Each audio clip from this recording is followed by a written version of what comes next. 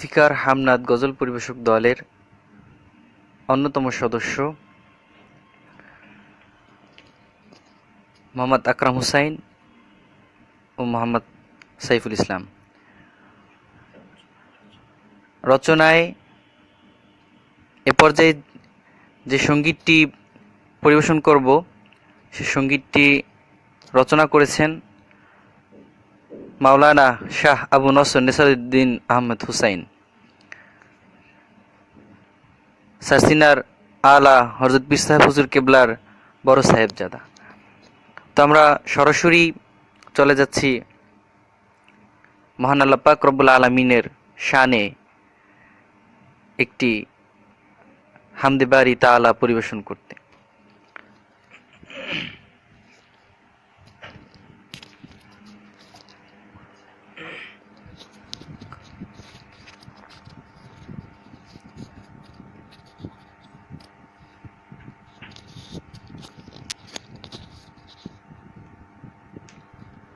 আসসালামু আলাইকুম ওয়া রাহমাতুল্লাহি ওয়া বারাকাতুহু।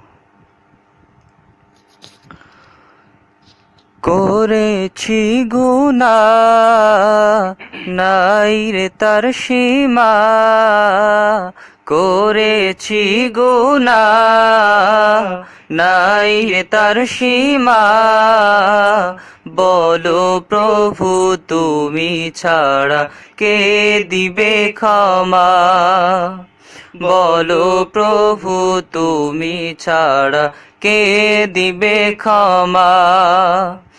আল্লাহু আল্লাহ আল্লাহু আল্লাহ আল্লাহু আল্লাহ আল্লাহু আল্লাহ।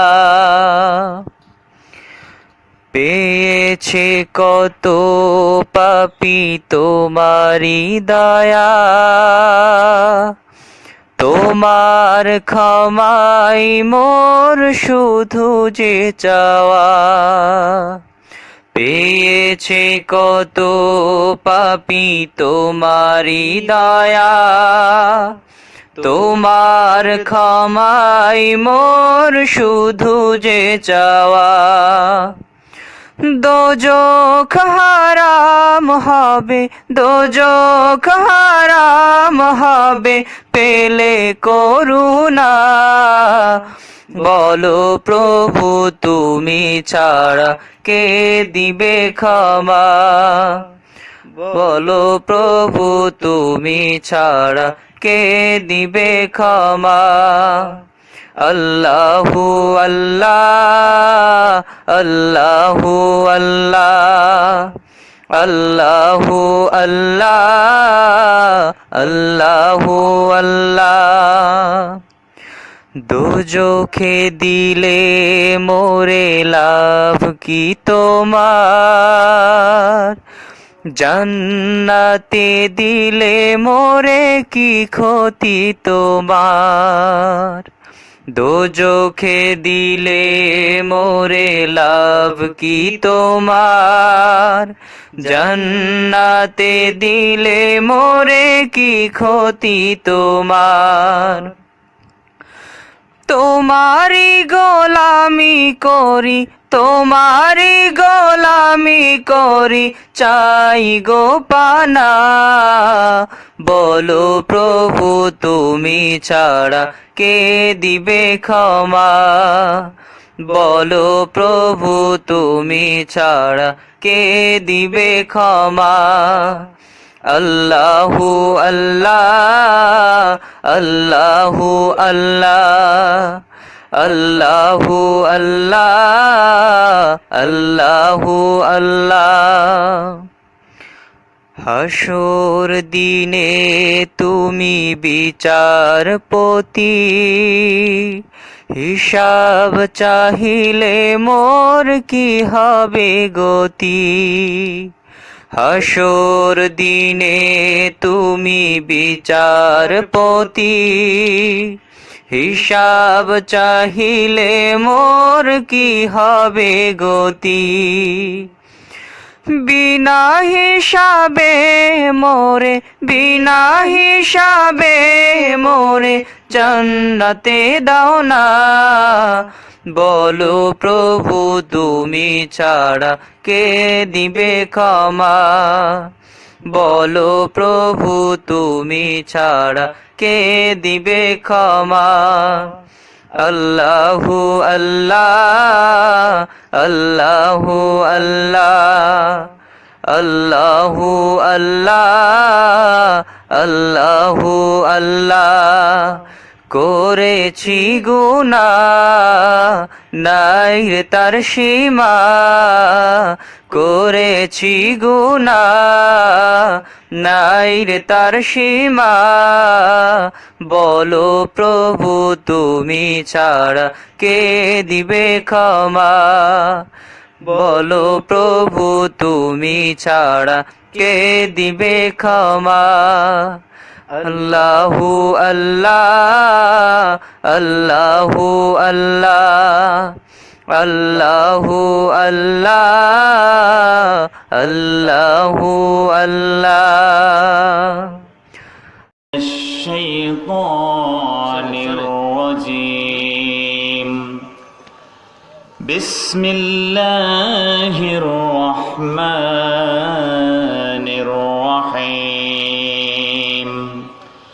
قل بفضل الله وبرحمته فبذلك فليفرحوا هو خير مما يجمعون وقال تعالى في شأن حبيبه ومحبوبه ومعشوقه مخبرا وآمرا إن الله وملائكته يصلون على النبي يا أيها الذين آمنوا صلوا عليه وسلموا تسليما اللهم صل على مولانا وعلى آل سيدنا মোহব্বতের সাথে জবান খুলে সকলেই পড়ুন আল্লাহুম্মা সাল্লি আলা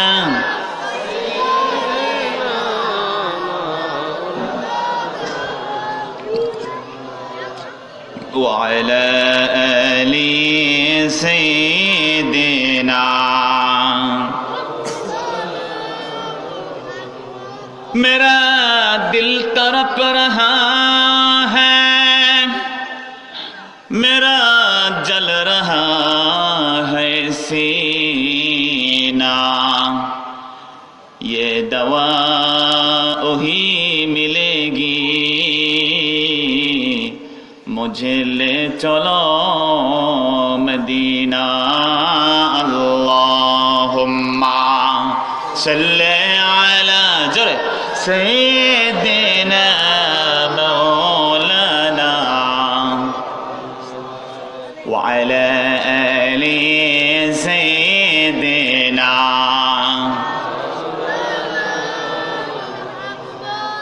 ये तेरे मेराज थी कि तो लौह कलम तक पहुँचा और मेरा मेराज है कि मैं तेरे कदम तक पहुँचा अल्लाहुम्मा सल्ले अला मौलाना व अला आलि सय्यिदिना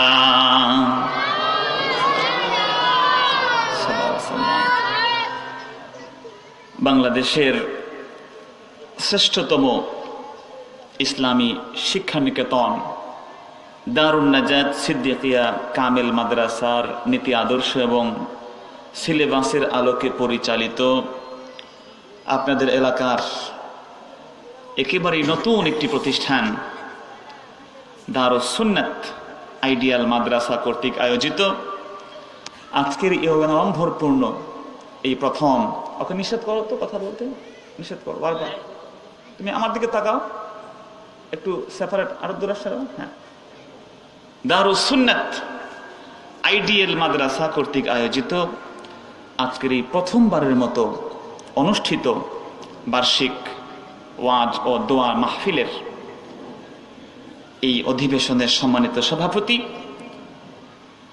মাদ্রাসার আসাতেজায়ে কেরাম, আজিজ তোলাবা এবং বিশেষ করে আজকের এই মাহফিলের প্রধান আকর্ষণ যাদেরকে কেন্দ্র করে এই মাহফিলের আয়োজন, আমার সামনে উপবিষ্ট এই মাহফিলের সম্মানিত মুরব্বিয়ানে কেরাম, কলিজার টুকরা আমার যুবক বন্ধুরা, পর্দার আড়ালের মা এবং বোনেরা, ছোট্ট সোনামণি শিশু বন্ধুরা, আপনাদের সকলের খেদমতে আরো একবার নিবেদন করছি ইসলামী সম্ভাষণ সশ্রদ্ধ সালাম, আসসালামু আলাইকুম ওয়া রাহমাতুল্লাহ। সম্মানিত সুধী, সবার আগে সর্বপ্রথমেই আমরা শুকরিয়া জ্ঞাপন করব আল্লাহ সুবহানাহু ওয়া তাআলা জাল্লা জালালুহু ওয়া আম্মা নাওয়ালুহুর আলিশান দরবারে, যিনি আমাদেরকে আজকের এই মহিমান্বিত রজনী, শ্রেষ্ঠ একটি মাস মাহে রবিউল আউয়ালে একটি মাদ্রাসার বার্ষিক মাহফিলে হাজির হওয়ার তৌফিক দিয়েছেন। আল্লাহ পাক আমাদের কপালকে উজালা করেছেন। কোনো সন্দেহ নাই, দ্বীনি মাহফিলে যে মানুষগুলো বসে যায়, যদি তার নিয়তটা ভালো থাকে, এলেম তলবের নিয়ত তার হৃদয়ে গহীন কঠোরে অবস্থান করে, আল্লাহর রাসূল তাকে সীমাহীন সওয়াবের শুভ সংবাদ দিয়েছেন। আল্লাহর রাসূল বলেছেন, মান খারাজা, যে ব্যক্তি এলেম তলবের জন্য ঘর থেকে বের হলো, নিয়ত তার ভালো, রাসূল আরবী ইসলাম বলেন, কাতাবাল্লাহু লিকুল্লি কদমিন ইবাদাতা সানাম, আল্লাহ পাক তার প্রত্যেকটি কদমে 1 বছরের ইবাদতের সওয়াব দিয়ে দেবেন। বলেন সুবহানাল্লাহ। শ্রেষ্ঠ মাস রবিউল আউয়াল, রবিউল আউয়াল শ্রেষ্ঠ হতে পারে, এতে অসুবিধা থাকতে পারে না। রমজান মাস উত্তম, রবিউল আউয়াল উত্তম। প্রশ্ন হতে পারে, হুজুর দুইটা মাস একসাথে উত্তম হয় কেমনে? প্রশ্ন আসে কিনা? জোরে বলেন না। বন্ধুরা আমার, দুটো জিনিস একই সাথে উত্তম হতে পারে। আজকে তো খেলাধুলার অনেক উদাহরণ আপনারা শুনেছেন, কথা বলেন না। গোলকিপার হিসেবে একজন উত্তম হতে পারে, স্ট্রাইকার যিনি গোল দেন, গোলকিপারকে যিনি পরাজিত করেন, স্ট্রাইকার হিসেবে আরেকজন উত্তম হলে কি কোনো অসুবিধা হবে ভাই?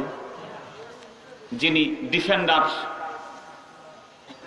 স্ট্রাইকারকে যিনি ল্যাং মেরে ফেলে দিবেন, সেই লোক ডিফেন্ডার হিসেবে উত্তম। আরো সহজ ভাষায় বোঝেন, যারা বোলিং করে ক্রিকেট খেলায়, বোলার হিসেবে একজন শ্রেষ্ঠ, ব্যাটসম্যান হিসেবে আরেকজন শ্রেষ্ঠ, অলরাউন্ডার হিসেবে সাকিব আল হাসান আরেকজন শ্রেষ্ঠ।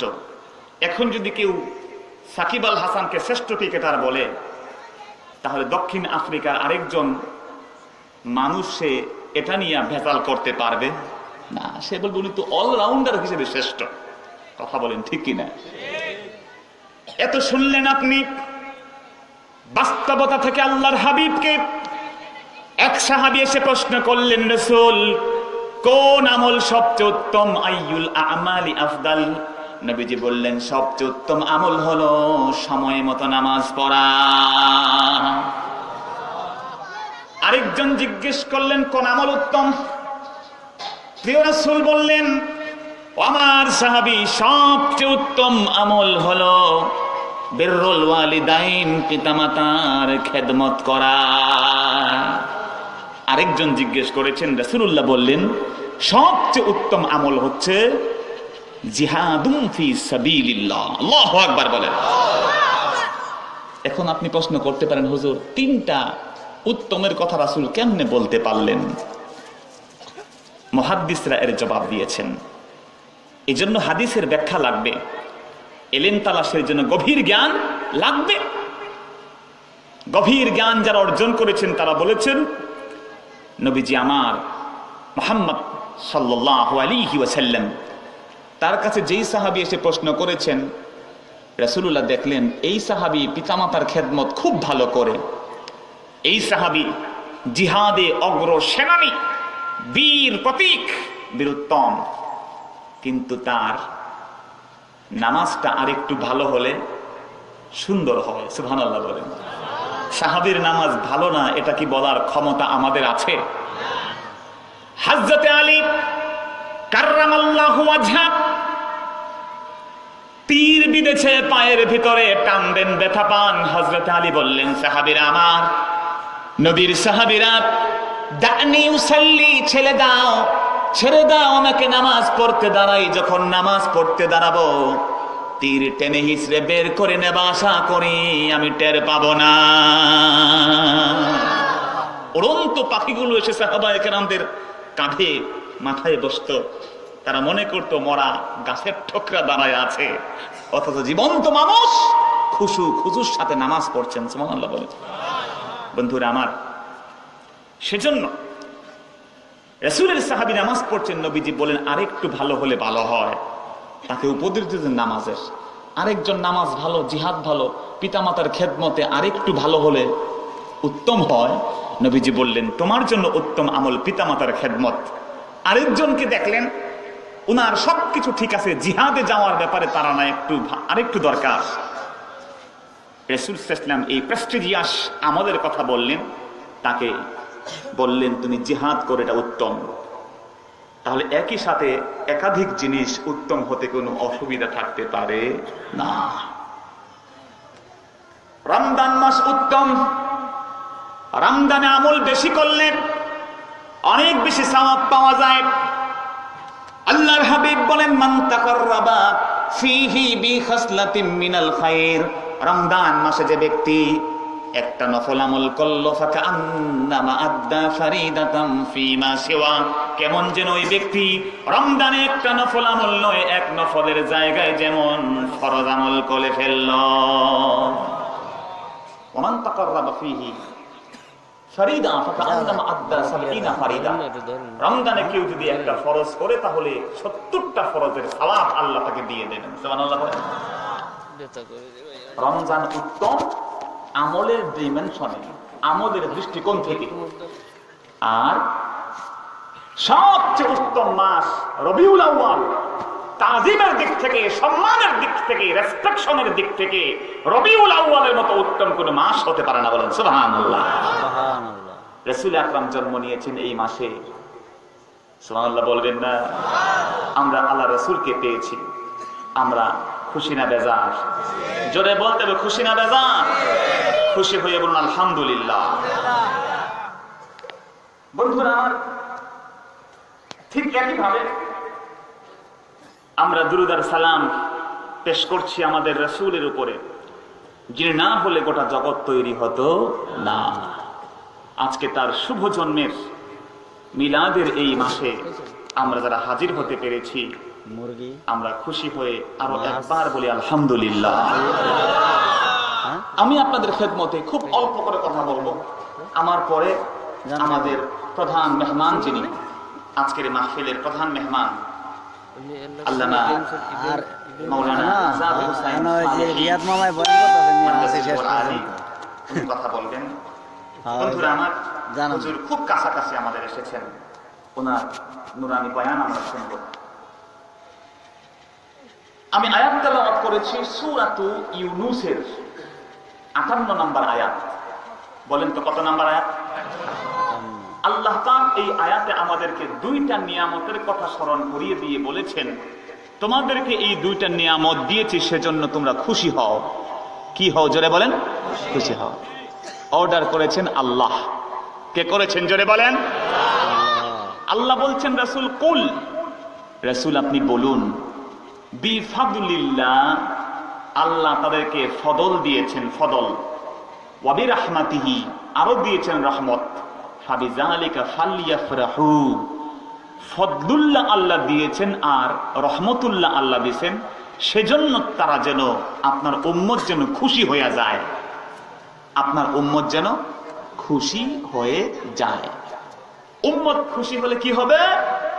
আল্লাহ বলছেন হুয়া খাইরুন মিম্মা ইয়াজমাউন, নবী আপনার উম্মত তামাম জিন্দেগিতে যত আমল করেছে, এই দুইটা নিয়ামতের শুকরিয়া আদায় করার কারণে আল্লাহ পাক তামাম জিন্দেগির আমলের চেয়ে আল্লাহ পাকের কাছে এই খুশি হওয়ার মূল্য অনেক বেশি। বলেন সুবহানাল্লাহ।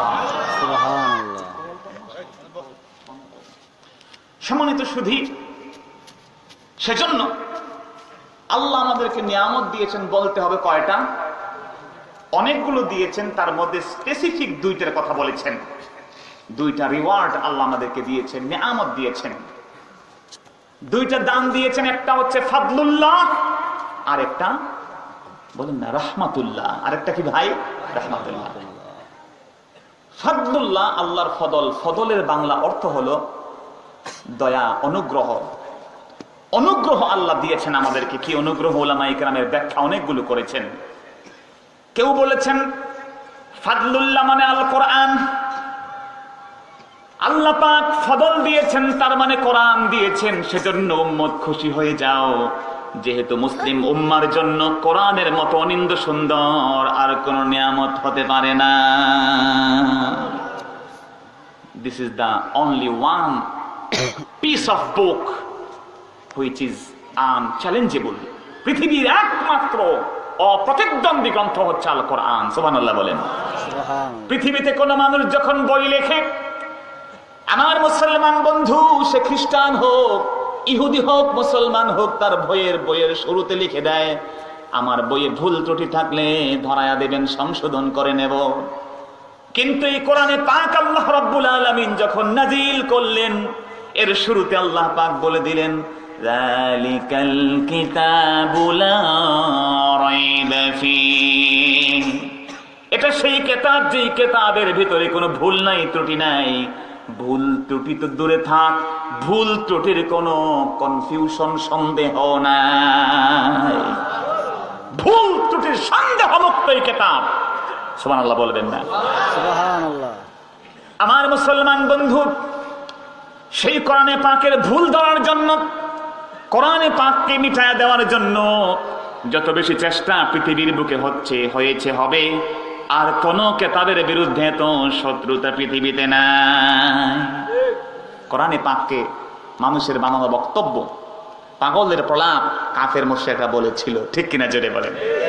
কিন্তু যখন আল্লাহর হাবিব কোরআন তেলাওয়াত করেন, মন্ত্রমুগ্ধের মতো কাফের মুশরিকরাও সে কোরআন শোনার জন্য কাবা শরীফের প্রান্তরে অন্ধকার নিকোষ কালো আধারে সমবেত হয়ে যেত।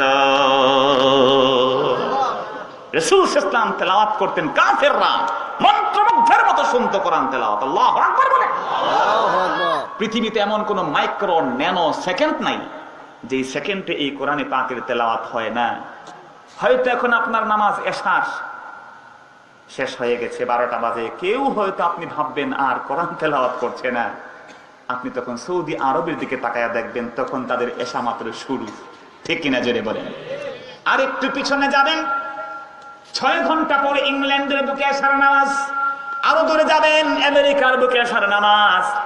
পৃথিবীর ঘূর্ণায়নের গতিতে কোরআনে পাক একটা সেকেন্ডের জন্য তেলাওয়াত বন্ধ নাই।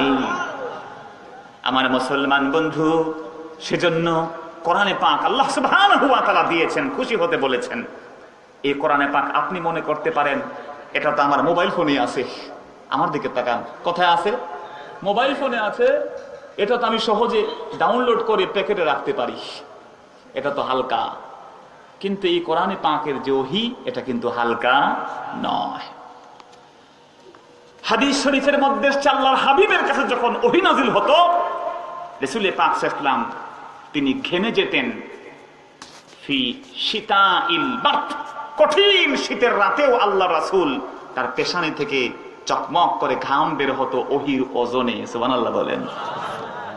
এই কোরআনে পাক কোন পাহাড়, কোন সমুদ্র, কোন বৃক্ষলতা কেউ বহন করতে সক্ষম হয় না। আল্লাহ বলেন, লাউ আনজালনা হাযাল কুরআনা আলা জাবালিন লারাআইতাহু খাশিআম মুতাসাদ্দিআম মিন খাশিয়াতিল্লাহ।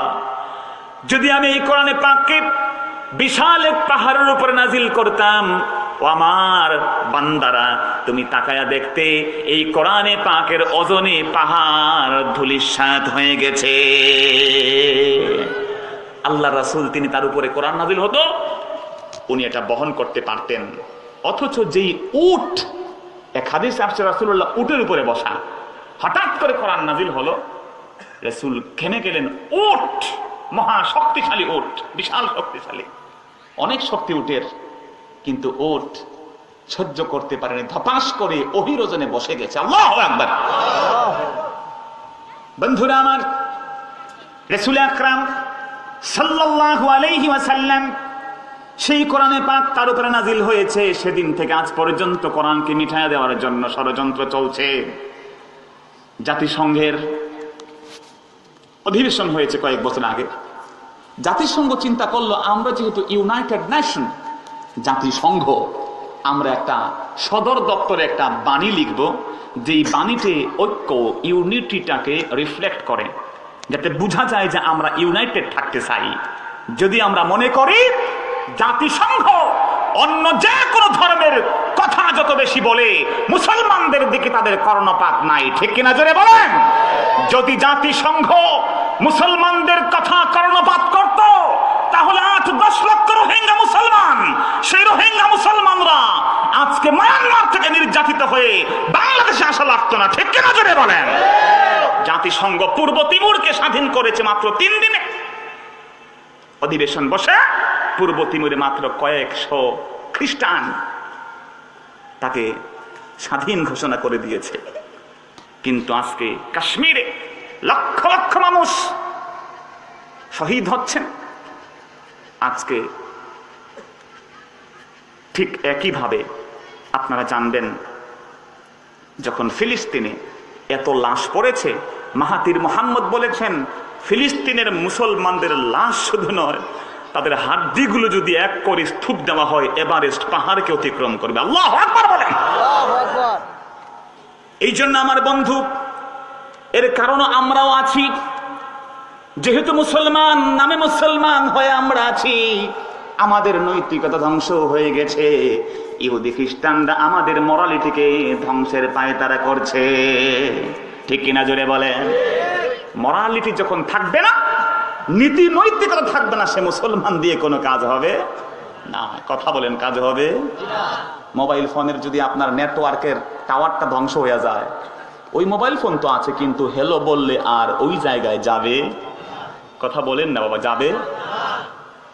যদি এর টাকা খরচ হয়ে যায়, টাকা না থাকে, তাহলে এই মোবাইল ফোন দিয়ে আপনি কারোর সাথে আপনার নেটওয়ার্ক যুক্ত করতে পারবেন না। আজকে ইহুদি নাসারারা আমাদের নামাজ দেখে বেশি অবাক হয় না। নামাজ যত ওয়াক্ত পড়েন সমস্যা নাই, যত বেশি আপনি মাহফিল করেন সমস্যা নাই। বাংলাদেশে প্রতি বছর প্রায় 2.25 লক্ষ মাহফিল হয়, সুবহানাল্লাহ বলেন। এত লক্ষ মাহফিল হেদায়েত যদি একজন করেও হতো, কথা বুঝেন, তাহলে 10 বছর পরে আর মাহফিল করা লাগতো না, সকলে মাহফিল করত।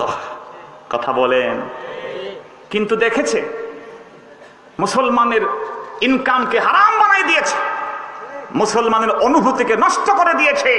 মুসলমান সুদ, ঘুষ, বেপর্দা, বেলাল্লাপনা, মিথ্যা, হামলা, মামলা, জুলুম, নির্যাতন করতে করতে এগুলোকে মুসলমান প্র্যাকটিসে পরিণত করেছে, ঠিক কিনা জোরে বলেন? ইরাক ধ্বংস হয়েছে, সিরিয়া ধ্বংস হয়েছে, ইয়ামান ধ্বংস হয়েছে, আজকে মিয়ানমার ধ্বংস। একইভাবে আরাকানের পাশাপাশি কাশ্মীর ধ্বংস হচ্ছে, ফিলিস্তিন ধ্বংস হচ্ছে। আমরা যে খুব ভালো মুসলমান, এই কথা বলা যাবে না। ইহুদিদের মূল কাজ হচ্ছে তাদের মুসলমানদেরকে, তার যে ইমানের পাওয়ারটা আছে, ওই পাওয়ারটাকে তুমি ডিজেবল করে দাও, এটাকে ডিমোরালাইজ করে দাও, মোরালিটি নৈতিকতাকে ধ্বংস করে দাও।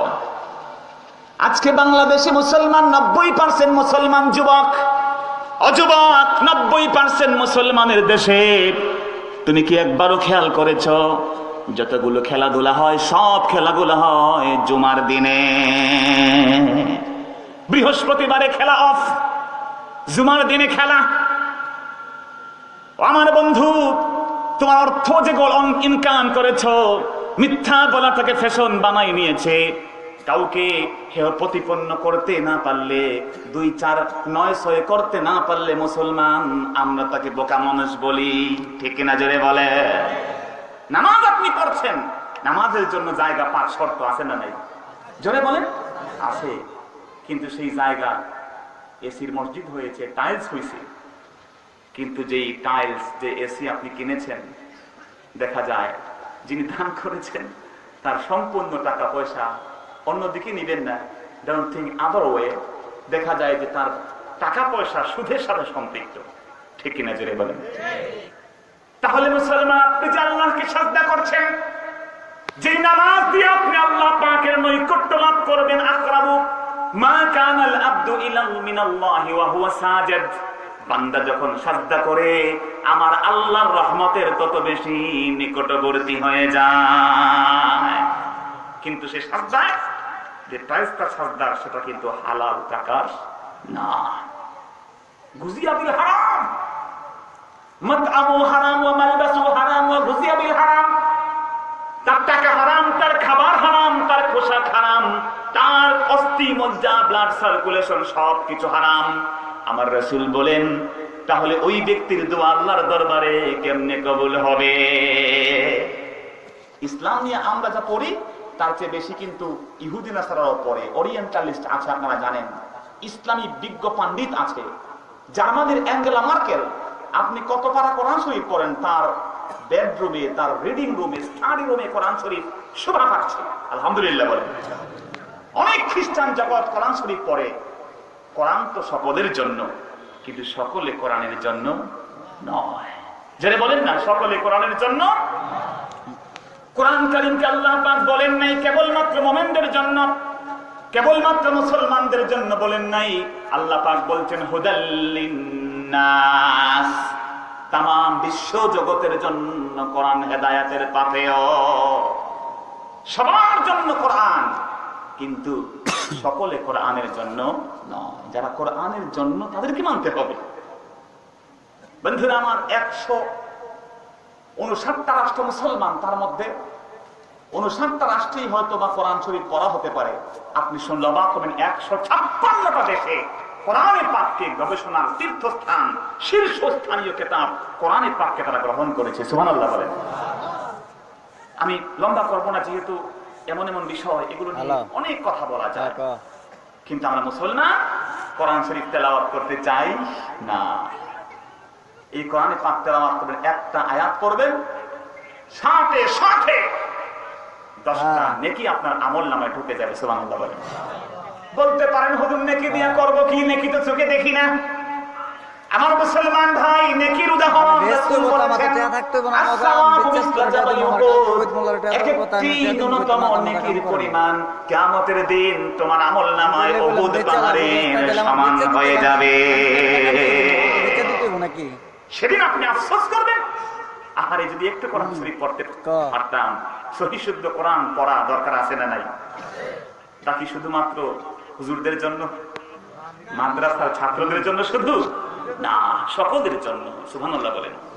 তালাবুল ইলমি ফরিদাতুন আলা কুল্লি মুসলিম, প্রত্যেক মুসলমানের জন্য ইলম অর্জন করা ফরজ। এই জন্য বন্ধুরা আমার, এই কোরআনে পাককে একটা উদাহরণ দিয়ে শেষ করছি। একজন ব্যক্তি গত 3-4 বছর আগে হোয়াই আই ইমপ্রেস ইসলাম, কেন আমি মুসলমান হলাম, বই লিখছে। এর মধ্যে একটা লোক কেন মুসলমান হলো সেই ইতিহাস বলছে যে আমি একবার কোরআন শরীফকে সেন্স করেছি। নাউজুবিল্লাহ বলেন। আখের চারটা কোরআন, বাকে নুন, নুনকে বা, ইয়াকে তা, তাকে ইয়া, একটু আপ ডাউন করে সমস্যা নাই, আমি পরিবর্তন করেছি। মুসলমানকে দিয়েছে কোরআন শরীফ, দিয়েছে পাশাপাশি হিন্দুকে দিয়েছে ভগবত গীতা, রামায়ণ, সবকিছু জেন্দা ব্যবস্থা দিয়েছে একজনকে। ওল্ড টেস্টামেন্ট, নিউ টেস্টামেন্ট প্রত্যেককে পরিবর্তিত ধর্মগ্রন্থগুলো দিয়েছে। মুসলমানরা জিজ্ঞেস করেন কি ব্যাপার, আপনি কেন মুসলমান হলেন? আপনি না কোরআন চেঞ্জ করেছেন? সেটাই, আমি খালি কোরআন চেঞ্জ করি নাই, আমি অন্যান্য কিতাবগুলো পরিবর্তন করেছি। নাউজুবিল্লাহ বলেন। আমার আইডি দিয়ে না পাবলিক, কিন্তু মুসলমান অবাক করা বিষয় হলো করতেছে যে বয়ান করতেছে সবগুলো কিতাব দিয়েছি, বদরুজ্জামান রিয়াদ দিয়ে দেখা গেল এমন অবস্থা সেই কিতাবগুলো যাদেরকে দিয়েছি হিন্দু ভুল ধরতে পারে নাই, খ্রিস্টান ভুল ধরতে পারে নাই, ইহুদি তার কিতাবের ভিতরে কি সূক্ষ্ম ষড়যন্ত্র করেছি ধরতে পারে নাই। হঠাৎ করে একটা ছোট্ট ছাত্র এসে আমাকে বলল, uncle this is not our Quran, এটি আমাদের নবীর উপরে রিভিল হওয়া কোরআন নয়। আমি বললাম, ক্যান ইউ রিসাইট কোরআন? তুমি কোরআন পড়তে পারো? সে বলল, আঙ্কেল নট অনলি রিসাইটেশন, কেবলমাত্র পড়তেই জানি না, তেলাওয়াত জানি না। ও আঙ্কেল, আল্লাহর কসম করে বলি গোটা কোরআনের ৬,৬৬৬টা বা ৬,৬২৩টা আয়াত, গোটা কোরআন শরীফের যতগুলো আয়াত আছে সমস্ত আয়াতগুলো ৬,২৩৬টা আয়াত সবগুলো আমি আমার এই কলিজার মেমোরির ভিতরে সেভ করে নিয়েছি। আমি বললাম, সর্বনাশ! আল্লাহ বলছে, ইন্না নাহনু নাযালনা যিকরা ওয়া ইন্না লাহু লাহাফিজুন, and I have saved the Quran। অবশ্যই আমি কোরআন শরীফকে সেভ করব। অতএব কোরআন শরীফকে মাত্র একদিন আমি ভুলটা দিয়ে রাখতে পারেন, মুসলমান ধরে ফেলেছে। কোরআনের চর্চা মুসলমানদের মধ্যে আছে, সে কোরআনে পাককে চেঞ্জ করা যাবে না। এটা ১৫০০ বছর পর্যন্ত চেঞ্জ হয় নাই, আনচেঞ্জেবল। সুবহানাল্লাহ বলেন। আমি সে ধর্মে গ্রহণ করে মুসলমান হয়েছে। বন্ধুরা আমার, W.D. Costa, one of the prominent researchers, পৃথিবীর শ্রেষ্ঠ একজন সমুদ্র বিজ্ঞানী, উনি সমুদ্রে গেছেন 40 বছর সমুদ্রে ভিজিট করে সেখানে ঘুরে ঘুরে সব তথ্য নিয়েছেন। 1200 পৃষ্ঠার পাণ্ডুলিপি বেচারা তৈরি করছে। কত পৃষ্ঠা যাই বলেন? 1200 পৃষ্ঠার বই। যখন লিখবেন, এক লোক তাকে দিয়েছে, ভাই এই যে আসমানি কিতাব কোরআন শরীফ, একটু পরে দেখেন এখানেও কিছু তথ্য পেতে পারেন। সে নাক শিক্ষালো যে হাদিস কিতাব, এখানে কি থাকবে? কিন্তু সে বিস্ময়ে বিমূঢ় হলো, মন্ত্রমুগ্ধের মতো সে মানুষটি কোরআনে পাক পাঠ করতেই লাগলো। কোরআনে পাকের নূর তাকে আচ্ছাদন করতেই লাগলো। সুবহানাল্লাহ বলেন। সে তখন একজন মুসলমানকে জিজ্ঞেস করলো, I want to ask you a question, একটা প্রশ্ন করতে চাই। কি প্রশ্ন বলেন? সে তখনও ক্যাথলিক, খ্রিস্টান, মুসলমান না। জেনে বলেন না, মুসলমান। ক্যাথলিক খ্রিস্টান একজন মুসলমানকে বলল, তোমাদের প্রিয় রাসূল মুহাম্মদ, দ্য হোলি প্রফেট, উনি কি কখনো সমুদ্রে গেছেন কিনা বলো। মুসলমান বলল, নবী মুহাম্মদ সাল্লাল্লাহু আলাইহি ওয়াসাল্লামের সমুদ্র ভ্রমণ নিয়ে তোমার এত টেনশন কেন? সমুদ্রে গেলেই বা কি, না গেলেই বা কি, কই না একটু বলো না। কই যে না, আমাদের রাসূল কখনো সমুদ্রে যান নাই। আবু দাউদের হাদিসে এসেছে, নবীজি বলেছেন, হজ করতে গেলে যাও, অথবা তুমি জিহাদ করতে গেলে সমুদ্রে ভ্রমণ করো, তা না হলে প্রমোদ ভ্রমণের জন্য, আনন্দ উদযাপনের জন্য লঞ্চে সমুদ্রে ভ্রমণ করতে যাইও। সমুদ্রে যাইও কেন? সমুদ্রে যাওয়া রাসূল আকরাম ১৫০০ বছর আগে বলেছেন, কারণ ফাইন্না তাহতাল বাহরি নারা, আমার রাসূল বলেন কারণ হলো সমুদ্রের অতল তলদেশে আগুন আছে। সুবহানাল্লাহ বলবেন না? বিজ্ঞানীরা বলে কয় কি, সমুদ্র আগুন, যে পানি দিয়ে আমরা আগুন নিভাই, সেই নিভানোর আগুন, যে জিনিস দিয়ে নিভানো হয় তার নিচে আগুন থাকে কেমনে? এটা তো পাগলের প্রলাপ ছাড়া কিছু হতে পারে না। আমার বন্ধু বিশ্বনবী যেমন বলেছেন সমুদ্রের নিচে আগুন আছে, পবিত্র কোরআনে পাক বলছে ওয়াল বাহরিল মাসজুর, কোরআনে পাক বলছে উত্তপ্ত ফুটন্ত সমুদ্রের কসম। সুবহানাল্লাহ বলবেন না? পানি কি এমনিতে ফোটে? নিচে কি দেওয়া লাগে ভাই? আগুন দেওয়া লাগে। কোরআনে পাকও বলছে বাহরিল মাসজুর, ফুটন্ত সমুদ্রের কসম। আর রাসূলও বললেন ফাইন্না তাহতাল বাহরে নারা, সমুদ্রের নিচে আগুনের অস্তিত্ব আছে। বিজ্ঞানীরা বলল, দেখি তো মুহাম্মদ তো যা বলেন ঘুরে ফিরে তাই আমরা খুঁজে পাই। সুবহানাল্লাহ বলবেন। কোরআনে পাকের সাথে যতগুলো আর্গুমেন্ট করেছে বিজ্ঞান পরাজিত হয়েছে, বেকসুর মুক্তি পেয়েছে আল কোরআন। সুবহানাল্লাহ বলেন। বেকসুর মুক্তির আন্দোলন হয় কি হয় না? জেনে বলেন। আন্দোলন নয়, আর্গুমেন্ট করে। যেহেতু পৃথিবীতে অন্য ধর্ম আছে, সব ধর্ম মাথা পেতে মেনে নিতে হবে, কিন্তু কোরআনে পাক বলছে গবেষণা করো, তাফাক্কুর করো, তাফাক্কারু, চিন্তা করো, গবেষণা করো, বুঝে শুনে ইসলাম গ্রহণ করো। আল্লাহু আকবার। এই জন্য ভাইয়েরা আমার, বিজ্ঞান সমুদ্রের অতল তলদেশে তাদের প্লাটিনামের পাইপ ঢেলে দেওয়া শুরু করলো। কয়েক হাজার মিটার যখন নিচে গেছে, বিজ্ঞানীদের প্লাটিনামের পাইপ পড়ে যায় আর ভিতরে খুঁজে পাওয়া যায় না। আজকের বিজ্ঞান স্বীকার করেছে, জার্মানির প্রায় 4 জন বিজ্ঞানী এই গবেষণা করার পরে বলল, গো সর্বনাশ, কোরআনে পাক 1000 বছর আগে বলেছে সমুদ্রের নিচে আগুন আছে, আর আমাদের যে চিহ্ন তার ডিএনএ টেস্ট যখন করলাম দেখলাম আগুন পড়ায়া দিয়েছে। চলো সবাই মুসলমানদের কাছে গিয়ে আমরা মুসলমান হয়ে যাই। মুসলমান বন্ধু দি কস্তা কয়েকটা বলেন না, দি কস্তা আপনি সার্চ দিয়ে দেখবেন। মুসলমান না, নেভার। আমাদের রাসূল কখনো সমুদ্রে ভ্রমণ করতে যান, দি কস্তাকে হাতটা বাড়াও, আমি আজ থেকে তোমার ধর্মে আত্মসমর্পণ করলাম। আল্লাহু আকবার। সে বলল, ব্যাপারটা কি? একটা প্রশ্ন আর একটা উত্তর, তোমাকে দ্বীনে ইলাহিতে ঢুকায়া দিয়েছে, কারণ কি? সে বলল, দেখো, আমি যখন কোরআন পড়লাম, আমার বইতে 1200 পৃষ্ঠা লিখেছি, লিখার পরে যখন আমি দেখলাম 1200 পৃষ্ঠা যা যা লিখছি সমুদ্র সম্পর্কে, 2টা সমুদ্র পাশাপাশি ছুটছে, একটা পানির রং একরকম, আরেকটার আরেক রকম। 2টার তথ্য দেখলাম যে একটার সাথে আরেকটা মিশে না। এটা আমি বড় অবাক হয়ে লিখেছি। কিন্তু তাকে দেখলাম 1500 বছর আগে কোরআনে পাক যেই নবীর উপরে নাজিল হয়েছে, সেই নবী বলে দিয়েছেন, মারাজাল বাহরাইনি ইয়ালতাকিয়ান বাইনাহুমা বারযাখুল লা ইয়াবগিয়ান। আমি তাকে দেখলাম, বিস্ময়ে অভিভূত হলাম। তখন মুসলমান হল নাই কেন? কথা বলছেন। যখন দেখলা সবকিছু কোরআনে পাকে আগে আছে, তখন কেন মুসলমান হল নাই? রাসূলের সমুদ্রে ভ্রমণের সাথে তোমার ইসলাম গ্রহণের সম্পর্ক কি? সে বলল, আমি দেখলাম, আমি যে 40টা বছর সমুদ্রে ঘুরে ঘুরে 1200 পৃষ্ঠা লিখছি, আমার মনে হলো শয়তান একটা কনফিউশন তৈরি করে দিল যে মুহাম্মদ সাল্লাল্লাহু আলাইহি ওয়াসাল্লাম হয় 40 বছর না 42-43 বছর ঘুরে ঘুরে কোরআন শরীফ লিখছে। নাউজুবিল্লাহ বলবেন। কিন্তু যখন জানলাম লাইফ স্কেচ অফ মুহাম্মদ, মুহাম্মদের জীবনে যখন পড়লাম, জানলাম মুহাম্মদ লিখতে জানতেন না, জানলাম মুহাম্মদ কোনদিন সমুদ্রে যান নাই। আর তোমার কথা প্রমাণ করেছে মুহাম্মদ সাল্লাল্লাহু আলাইহি ওয়াসাল্লাম কোনদিন সমুদ্রে যান নাই। সমুদ্রে না যে সমুদ্রের সঠিক তথ্য যার জবান মোবারক দিয়ে বের হয়েছে, তিনি কখনো বানায়া বলতে পারেন না এটা আল্লাহর ওহী ছাড়া আর কিছু নয়। এই কোরআন আল্লাহ আমাদের দিয়েছেন, খুশি হতে বলছেন। কোরআন শরীফে আমরা খুশি না বেজার? আরো জোরে খুশি না বেজার?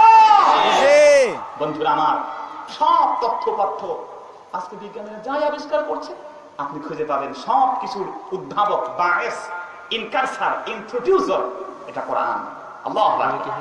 বিজ্ঞানীরা আগে উল্টা পাল্টা বলতে বলতে ঘুরে ফিরে যেখানে আসে, আগে বলতো পৃথিবী আয়তকার সমান, এরপরে কয় না না একটু গোল, একটু গোল, পুরা গোল, ফুটবলের মতো।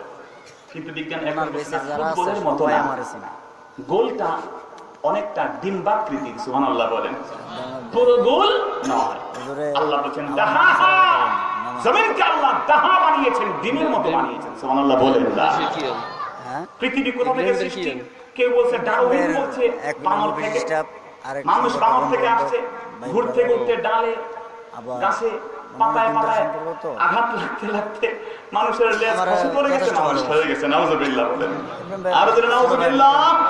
ছোট ভাইয়ের মতো স্নেহ করে, আরে বন্ধু, যার কারণে মানুষ সবার সাথে আমার পরিচয় করা দেয়। বানর থেকে আসে আল্লাহ বলেছেন খালাকাল্লাহু আদাম আলা সূরাতিহি ওয়া তুলুহু 60 জিরাআ।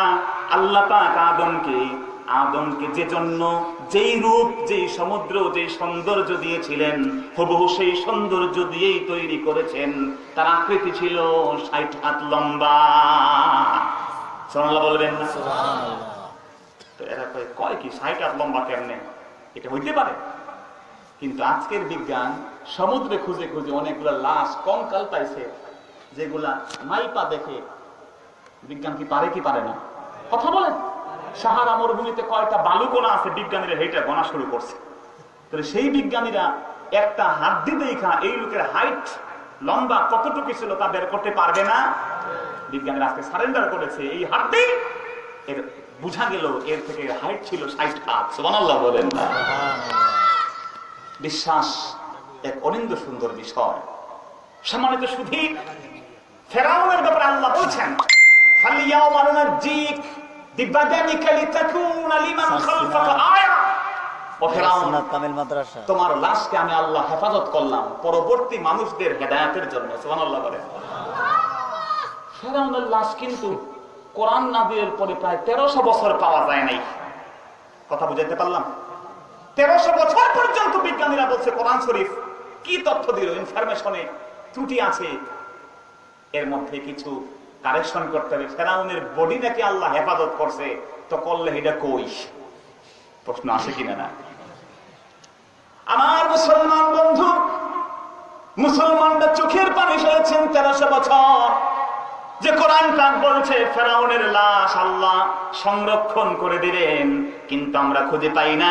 আপনি অবাক হবেন, 1861 ইংরেজিতে ওই লোহিত সাগরের বুকে অবাক করা বিষয়, বিশাল এক লাশ আমার আল্লাহ মানুষের সামনে উঠাই দিয়ে দিলেন।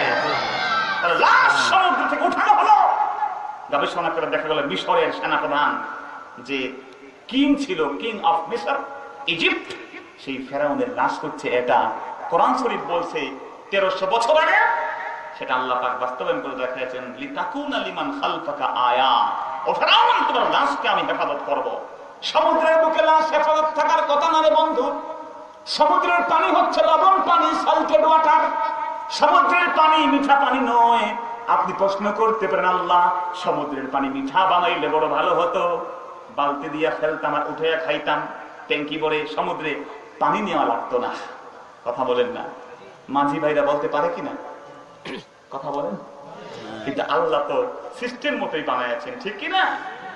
ইন্নাল আরদা ওয়াস সামাওয়াত কাইমুম বিল কিসত। আসমান জমিন আল্লাহ পাক তৈরি করেছেন মিকদার অনুযায়ী, সিস্টেম অনুযায়ী করেছেন। পিঁপড়া হাতে পায়ের নিচে পরে সেপটা হয়ে গেছে। আপনি আল্লাহ পিঁপড়া এত ছোট বানাইছেন কেন? একটু বড় বানাইলে তো আমি একটু দেখা একটু হাঁটতে পারতাম। বিজ্ঞানীরা বলেছে পিঁপড়া ছোট না বানালে ইট ওয়াজ এ গ্রেট প্রবলেম, বিশাল সমস্যা হতো। তারা বলেছে পৃথিবীর যত পিঁপড়া আছে সব পিঁপড়া এক করলে পৃথিবীর 700 কোটি মানুষের যা ওজন, সব পিঁপড়া মন্ডলী যারা আছে তাদের সকলের ওজন আর মানুষের ওজন সমান। খুশি হন নাই না? ওদের সংখ্যা দেখে আপনি দুঃখিত হয়েছেন? আল্লাহ বানাইছেন, বলেন না সুবহানাল্লাহ? সুবহানাল্লাহ। বন্ধু, পিপিলিকার সংখ্যা এত বেশি, তার মানে বোঝা গেল এই পৃথিবীতে একজন মানুষের বিপরীতে 10 লক্ষ পিঁপড়া। পিঁপড়া কিন্তু দুনিয়াতে থাকলে সমুদ্রে হাঁটতো না। যদি এর সাইজ ছাগলের মতো হইতো, কথা বলছেন, আপনি হাঁটতে পারতেন, পায়ে পায়ে টাক লাগতেন পিঁপড়ার যন্ত্রণায়। গাড়ি ঢাকা শহরে বেশি, প্রতিদিন যারা গাড়ি বিক্রি করে বারে বিডা, তারা বলছে ঢাকা শহরের প্রতিদিন 100 গাড়ি বিক্রি হয়। প্রধানমন্ত্রী বলুন আর মেয়র, আল্লাহ পাক একজনকে নিয়ে গেছেন, তাকে আল্লাহ পাক জান্নাতের আলা মাকাম দান করুক, আমিন। যতই চেষ্টা করুক ফ্লাইওভার যাই বানাক, গাড়ির সংখ্যা বাড়ছে পিঁপড়ার মতো গাড়ি, ঠিক কিনা জোরে বলেন? এগুলো পরিকল্পনা ছাড়া তো হবে না। পরিকল্পনা আল্লাহ করেছেন, সেই পরিকল্পনায় কোনো যানজট আছে নাকি বলেন? পিঁপড়ার কারণে আপনি হাঁটতে পারেন না, কোথাও পেয়েছেন? একটা মানুষের বিপরীতে 10 লক্ষ পিঁপড়া। ভাই একটু মন ভরে জিকির করুন, লা ইলাহা ইল্লাল্লাহ, লা ইলাহা ইল্লাল্লাহ, লা ইলাহা ইল্লাল্লাহ, লা ইলাহা ইল্লাল্লাহ, লা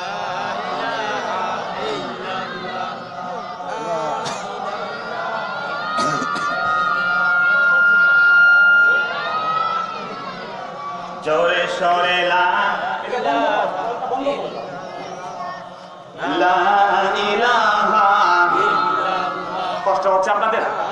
সুবহানাল্লাহ, আলহামদুলিল্লাহ, লা ইলাহা ইল্লাল্লাহ, লা ইলাহা ইল্লাল্লাহ, লা ইলাহা লা ইলাহা ইল্লাল্লাহ, মুহাম্মাদুর রাসূলুল্লাহ সাল্লাল্লাহু আলাইহি ওয়াসাল্লাম। ভাইরা আমার, তাহলে আল্লাহ পাক যাকে যেমন করা দরকার তেমন বানিয়েছেন, এটা বিশ্বাস আমাদের করতে হবে, ঠিক কিনা জোরে বলেন? সেজন্য ডব্লিউডি কস্তা উনি মুসলমান হয়েছেন যে রাসূল এত চমৎকার তথ্য আমাদেরকে দিয়েছেন, তিনি ভুল তথ্য দিতে পারেন না। সম্মানিত সুধী ভাইয়েরা আমার, রাসূল আকরাম সাল্লাল্লাহু আলাইহি ওয়াসাল্লামকে আল্লাহ বলেন, বলুন হে রাসূল আপনার উম্মতকে তাদেরকে দুইটা নিয়ামত, একটা ফদলুল্লাহ আর একটা রাহমাতুল্লাহ, আরেকটা কি জোরে বলেন? ভুলে গেল সবাই বিন আতিকে বলো তোমার জীবনের কোনো শেষ আশা আসেনি?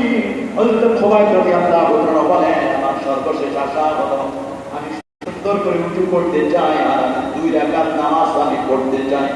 সুবহানাল্লাহ। আল্লাহর সাহাবী হযরত খুবাইব রাদিয়াল্লাহু তাআলা সুন্দর করে উজু করলেন, 2 রাকাত নামাজ পড়লেন।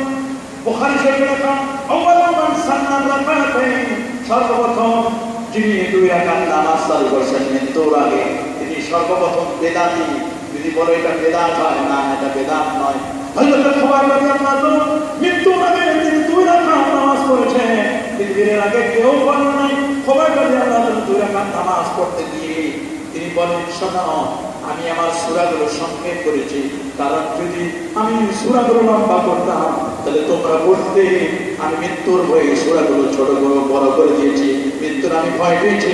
তোমরা জানো না আমি আল্লাহ নবীর সাহাবী, আমি কখনো মৃত্যুকে পরোয়া করি না। তোমরা আমার জীবন নিতে পারো, আমাকে শহীদ করতে পারো, আমাকে নিঃশ্বাস করে দিতে পারো, আমার কোনো আপত্তি আছে না।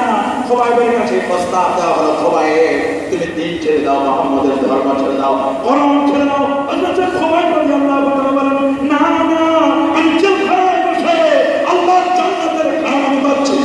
সুবহানাল্লাহ। আমি পরোয়া করি না মৃত্যুকে। তোমরা আমাকে টুকরো টুকরো করবে, আমাকে মেরে ফেলবে, আমাকে নিঃশেষ করে দেবে।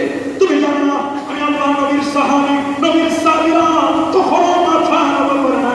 নবীর সাহাবীদের মাথা সবসময় উঁচু থাকে। আমি কিচ্ছু বলবো না, তোমাদের যা মনে চায় তাই তোমরা করো। খুবাইব রাদিয়াল্লাহু তাআলা তার হাতে একটা ছুরি দেওয়া হয়েছিল। এক সময় ছোট্ট শিশু খুবাইবের গালে মধ্যে চুমু দেওয়ার জন্য আসছিল, ছোট্ট শিশুটাকে সরাই নিয়েছিল তারা। বলল না, খুবাইবের হাতে ছুরি হয়তো বা আমাদের কাফেরের সন্তান, আমাদের সাথে তার শত্রুতা আছে, সে মেরে ফেলতে পারে, ছুরি দিয়ে আঘাত করতে পারে। হযরত খুবাইব রাদি বলেন, না আমাকে তোমরা মারবে, আমি তোমাদের কারো কোনো ক্ষতি করবো না, আমি আল্লাহ নবীর সাহাবী, আমাকে তোমরা শহীদ করো, কোনো আপত্তি নাই।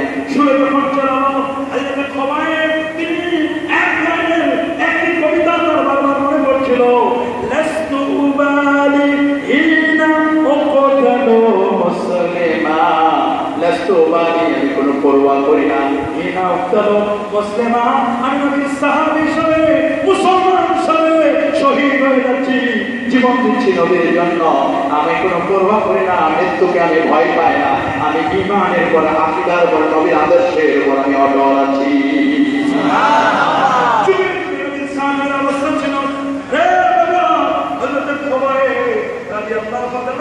তিনি যেমন তার জীবনে যেমন এটা পাওয়া গিয়েছিল, আরেকজন সাহাবীকে তারা আটক করেছিল,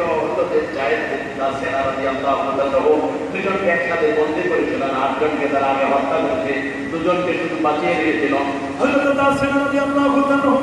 হত্যা করবেন আবু সুফিয়ান, তখন সে মুসলমান হয় না। আবু সুফিয়ান সিরাতুর রাসূলের 348 পৃষ্ঠার মধ্যে লেখা আবু সুফিয়ান হযরতে সাইদ বিন তাসানকে বললেন, সাইদ রে, আমি তোমাকে মুক্তি দিয়ে দেব, তোমাকে আর সুযোগ করাবো না, তোমাকে হত্যা করবো না, তোমার পরিবারের কোনো ক্ষতি হবে না, তুমি শুধু বলো আমার পরিবর্তে যদি মুহাম্মদকে দেওয়া হয় তুমি এটা মেনে নিবা কিনা, তোমাকে আমরা নাজাত দিয়ে দেবো, মুক্তি দিয়ে দেব, আর তোমার ওই যে নবীর পর তুমি স্বীকৃতি দিয়েছ লা ইলাহা ইল্লাল্লাহ, তাওহীদ আল্লাহর পর মুহাম্মদ রাসূলুল্লাহর রিসালাতের স্বীকৃতি দিয়েছ, সেই মুহাম্মদকে তোমার পরিবর্তে সেখানে রাখা হবে, তুমি কি তা মানো? হযরত জাদ বিন তাসান রাদিয়াল্লাহু তাআলা তিনি বলেন, আমার জায়গায় আল্লাহ নবী দূরের কথা, আল্লাহ নবীর একটা পশম যদি সেখানে সামান্যতম ক্ষতি হয় আমি তা মেনে নিতে পারবো না, আমার জীবন দেব, আল্লাহ নবীর একটা পশমের ক্ষতি হতে আমি দেব না, আমাকে তোমরা মানো, আমার পরিবারকে মানো, আমি ইমানের উপর অবিচল থাকবো, আকীদার উপর আমি মজবুত থাকবো, আমি দ্বীনের উপর অটল থাকবো, দিন থেকে আমি কখনো বিচ্যুত হব না। এই ছিল আল্লাহ নবীর সাহাবী হযরত যায়েদ বিন তাসিন রাদিয়াল্লাহু তাআলা দ্বীনের উপর অটল থাকার দৃষ্টান্ত। আল্লাহু আকবার। আপনারা জানেন বাবা হযরত বিলাল এত বড় জলিল কদর সাহাবী, আল্লাহ নবী চারজন মুয়াজ্জিন ছিল, চারজন মুয়াজ্জিনের মধ্যে হযরত বেলাল রাদিয়াল্লাহু তাআলা, বেলাল হাবশী বেলাল, হযরত বেলাল রাদিয়াল্লাহু তাআলা তিনি দ্বীনের উপর কিভাবে অটল ছিলেন, হযরত বেলালের আযান আল্লাহর আরশ পর্যন্ত পৌঁছে যায়। তবে চমৎকার করে বলেছেন, রাহায়া রসমে আজম রুগে বেলালি নহরিয়া ফলসফা রাহায়া আলকিনে গসালে নহরিয়া। রসম রয়েছে আযানের মধ্যে, আযানের রুহু বেলালে, ফলসফা আছে তাজিম বলে আল গাজালির কথাই নয়, ইমাম গাজালি নাই কিন্তু তার দর্শন আছে রে বাবা, আজকে তার দর্শন আছে, হযরত বেলাল নাই কিন্তু বেলালের আযান তার অ্যাপ্লিকেশন, তিনি কালো মানুষ, কালো হওয়া সত্ত্বেও তার আযানের এত চমৎকার ইখলাসের সাথে আযান দিতেন, মাইক লাগতো না, তার আযান আল্লাহর আরশ পর্যন্ত পৌঁছে যেত।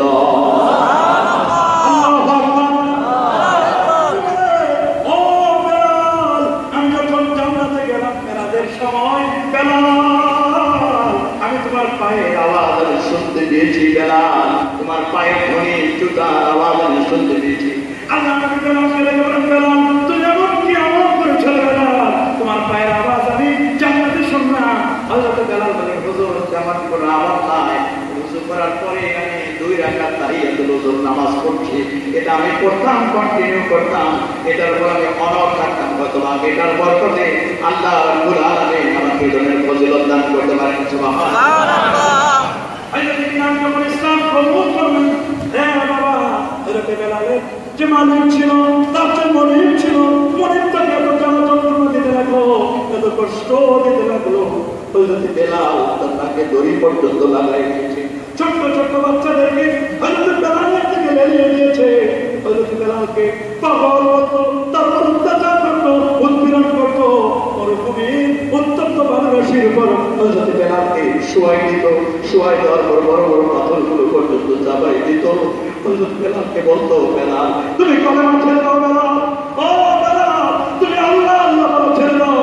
হযরত বেলালের উপর যখন অত্যাচারের মাত্রা যখন বাড়াই দিল, হযরত বেলাল ছেড়ে দেন না, ছেড়ে দেন না, তার মুখ থেকে শুধু বের হয় আল্লাহ আল্লাহ, আহা আহা, আল্লাহ এক, আল্লাহ এক। তিনি ইমানের পর অবিচল ছিলেন, আকীদার উপর অবিচল ছিলেন, দ্বীনের উপর অবিচল ছিলেন। এত অত্যাচার করতে গিয়েও, এত অত্যাচার তার উপর করা হলো, তারপর তিনি দ্বীন থেকে বিচ্যুত হন না।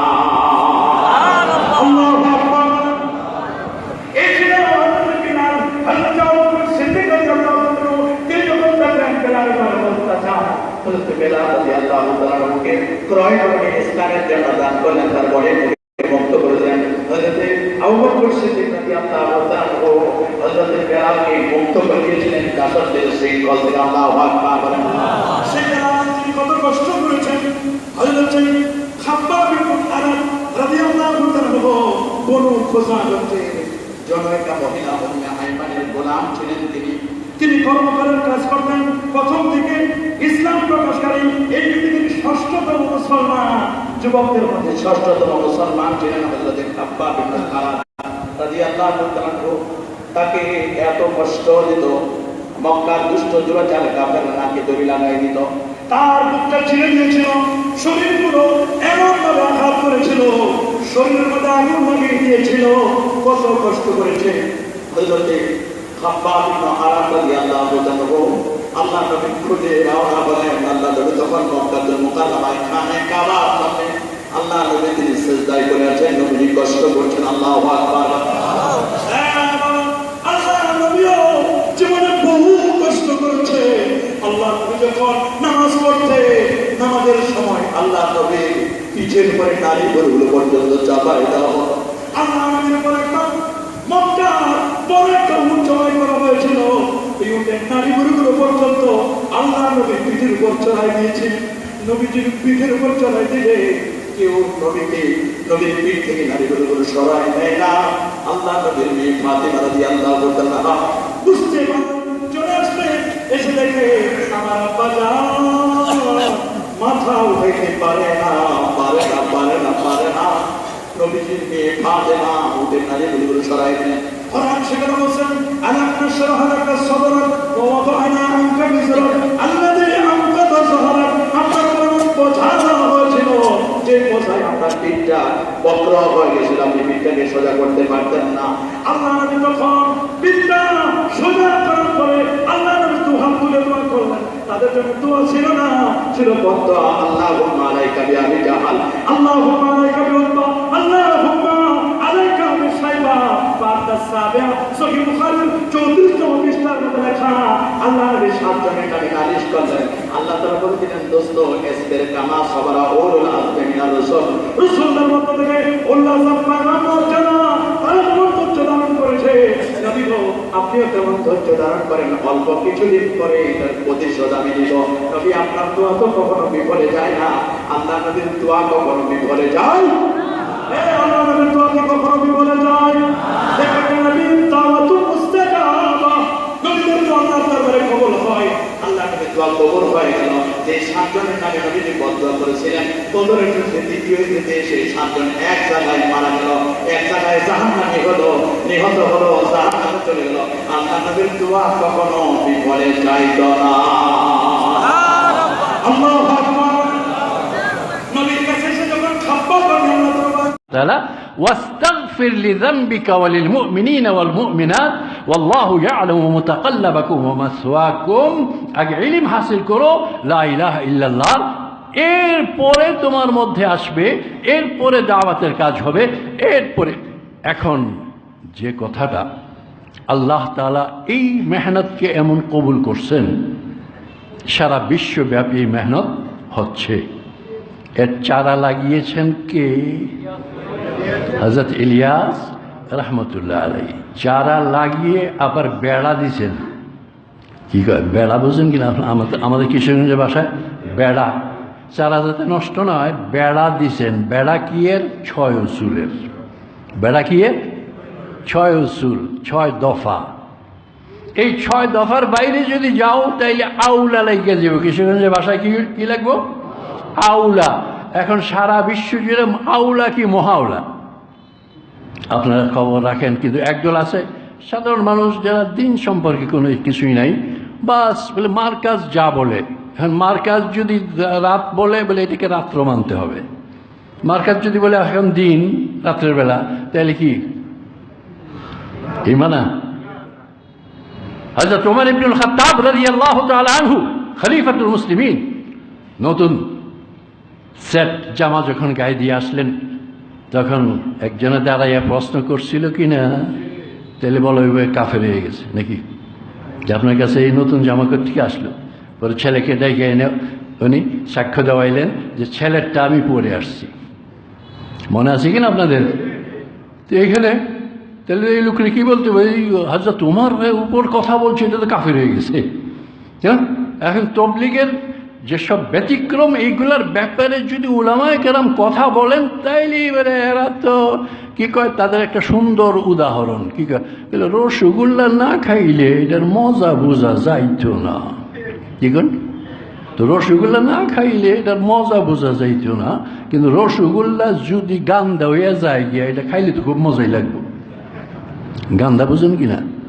হ্যাঁ, এখন তো বাসি হইতে পারে না, মোটামুটি ফ্রিজ আছে, কিন্তু ফ্রিজেও একটা লিমিটেড সময় পর্যন্ত থাকবো ঠিকই, কিন্তু এই রসগোল্লা আপনি বলেন পোলাও, খুব মজা, কিন্তু এই পোলাও যখন গান্দা হয়ে যায় তখন কি খুব মজাই লাগে।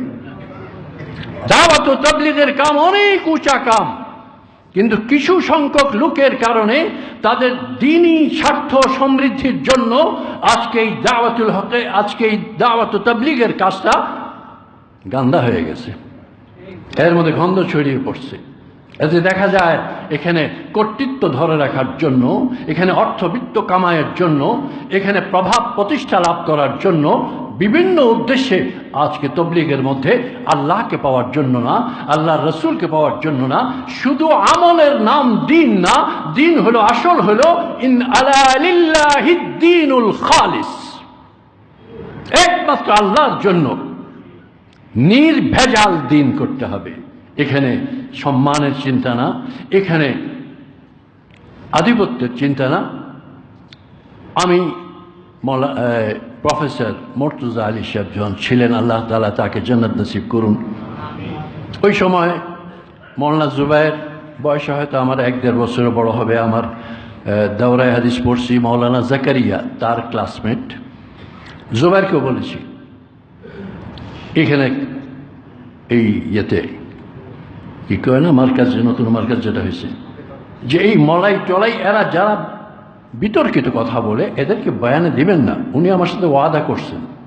কিন্তু এখন জুবায়ের ওইখানের সুরাত থেকে, কাকরাইলের সুরাত থেকে আউট, মৌলানা রবিউল হক আউট, এখন কি আছে ওয়াসিফুল ইসলাম আর কে এরা আছে। এখন যে এই তবলিগটাকে যে এমন একটা অবস্থার মধ্যে নিয়ে যাচ্ছে, আমি আজকে এই মাজমার মাধ্যমে কাকরাইলের যারা আজকে নিয়ন্ত্রণে আছেন তাদেরকে অনুরোধ করব, আপনারা এত সুন্দর আল্লাহর কবুল করা একটা কাজ সারা বিশ্বে যা ছড়িয়ে পড়েছে, এটাকে আপনারা নষ্ট করবেন না, আপনারা নষ্ট করবেন না। এদের কারণে যদি নষ্ট হয়ে যায়, এখন কি সিস্টেম হলো, আলেম থেকে তবলিগ জামাতকে আলাদা করো, আলেমের কাছ থেকে দূরে সরো, আলেমের কাছে যেতে পারবে না, যা শিখবে তবলিগে শিখবে, তবলিগের বাইরে আর কোনো কিছু শিখতে পারবে না।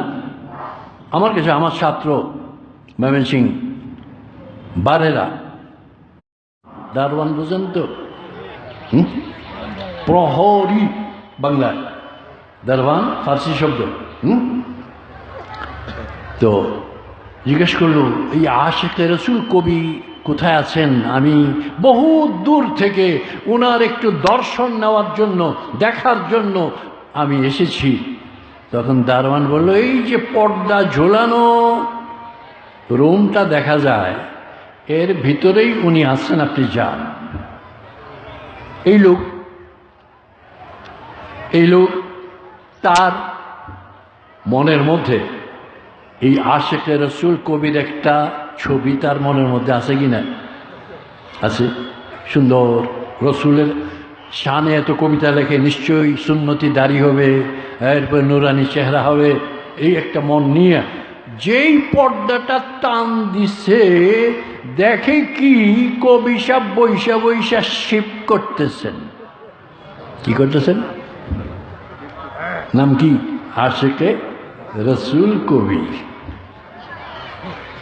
এই গ্রামের লোক পাক্কা মুসলমান, সে আর সামলাতে পারলো না, সে বলে ফেলল, সুবহানাল্লাহ, রিশমি তার আশিক, সুবহানাল্লাহ, তুমি দাড়ি কামাচ্ছ। তো কবিরা কি হয়? ডেমকিয়ার বাংলা কি বলবো, কারো পরোয়া করে না, ডেমকিয়ার। এ বললো, মেয়ে পেট করো কি লিগা, আমি আমার দাড়ি কামাচ্ছি, দিলে কাছে নামি খারাসাম, কাউরো কলিজায় তো খুর চালাচ্ছি না, তোমাদের তো পেট লাগছে কে লিগা। বুঝছেন কিনা কথা? কিন্তু এই লোক খাঁটি মুমিন, সাথে সাথে উত্তর দিল, ওয়ালাকিন দিলে রাসূলুল্লাহ মি খারাস, তুমি বলছো কারো কলিজায় খুঁট চালাচ্ছ না, আমি বলি তুমি আল্লাহর রসুলের কলিজায় খুঁট চালাচ্ছ। আল্লাহ রসুল দাঁড়িয়ে আসিল কি না? হ্যাঁ, কটুক দাঁড়িয়ে এবার এখন দুই রকম আছে, বুঝলে হলো? হ্যাঁ, একটা হলো সুন্নতি দাড়ি, এটার মাপ কত? এক মুষ্টির উপরে না, এক মুষ্টির উপরে হইলে কাটতে হবে। আজকাল অনেকে আছে লম্বা দাড়ি বানায়, রবীন্দ্রনাথ ঠাকুর সাজে। হ্যাঁ, অনেক আছে ইহুদিরা লম্বা লম্বা দাড়ি রাখে। আল্লাহ রসুল মাপ দিয়ে দিয়েছেন। ইবনে ওমর রাদিয়াল্লাহু তাআলা আনহু, ইবনে মাসউদ, সাহাবায়ে কেরাম, এদের এক মুষ্টির অতিরিক্ত হইলে তারা কাটতেন। আর এটাই নিয়ম। মুফতি জামিল আহমেদ আনসারী, আমরা যখন লেখাপড়া করি, তিনি ফতোয়া দিয়েছেন তাজয়িনে লিহইয়া, দাড়িকে সুন্নতের মধ্যে সুন্দর করে রাখা মুস্তাহাব। কারণ এখন মানুষ এটাকে কি করে, যাক, যখন এই লোক এই কথা বলল যে আল্লাহ রসুলের কলিজায় তুমি ছুরি খুর চালাচ্ছ, তখন তার হাত থেকে খুর ছেড়ে দিল, দাড়ি কামানো বাদ দিয়ে দিল, দিয়ে কবিতার মাধ্যমে তার কৃতজ্ঞতা প্রকাশ করল। जज़ाकल्लाह के चश्मम बाज कर दी, जज़ाकल्लाह के चश्मम बाज कर दी, मुराबा जान जाना हमराज कर दी। जज़ाकल्लाह, ये तो थैंक यू। आजकल जज़ाकल्लाह কইতে মুখে বড় কষ্ট লাগে, সবচেয়ে মজা লাগে থ্যাংক ইউ।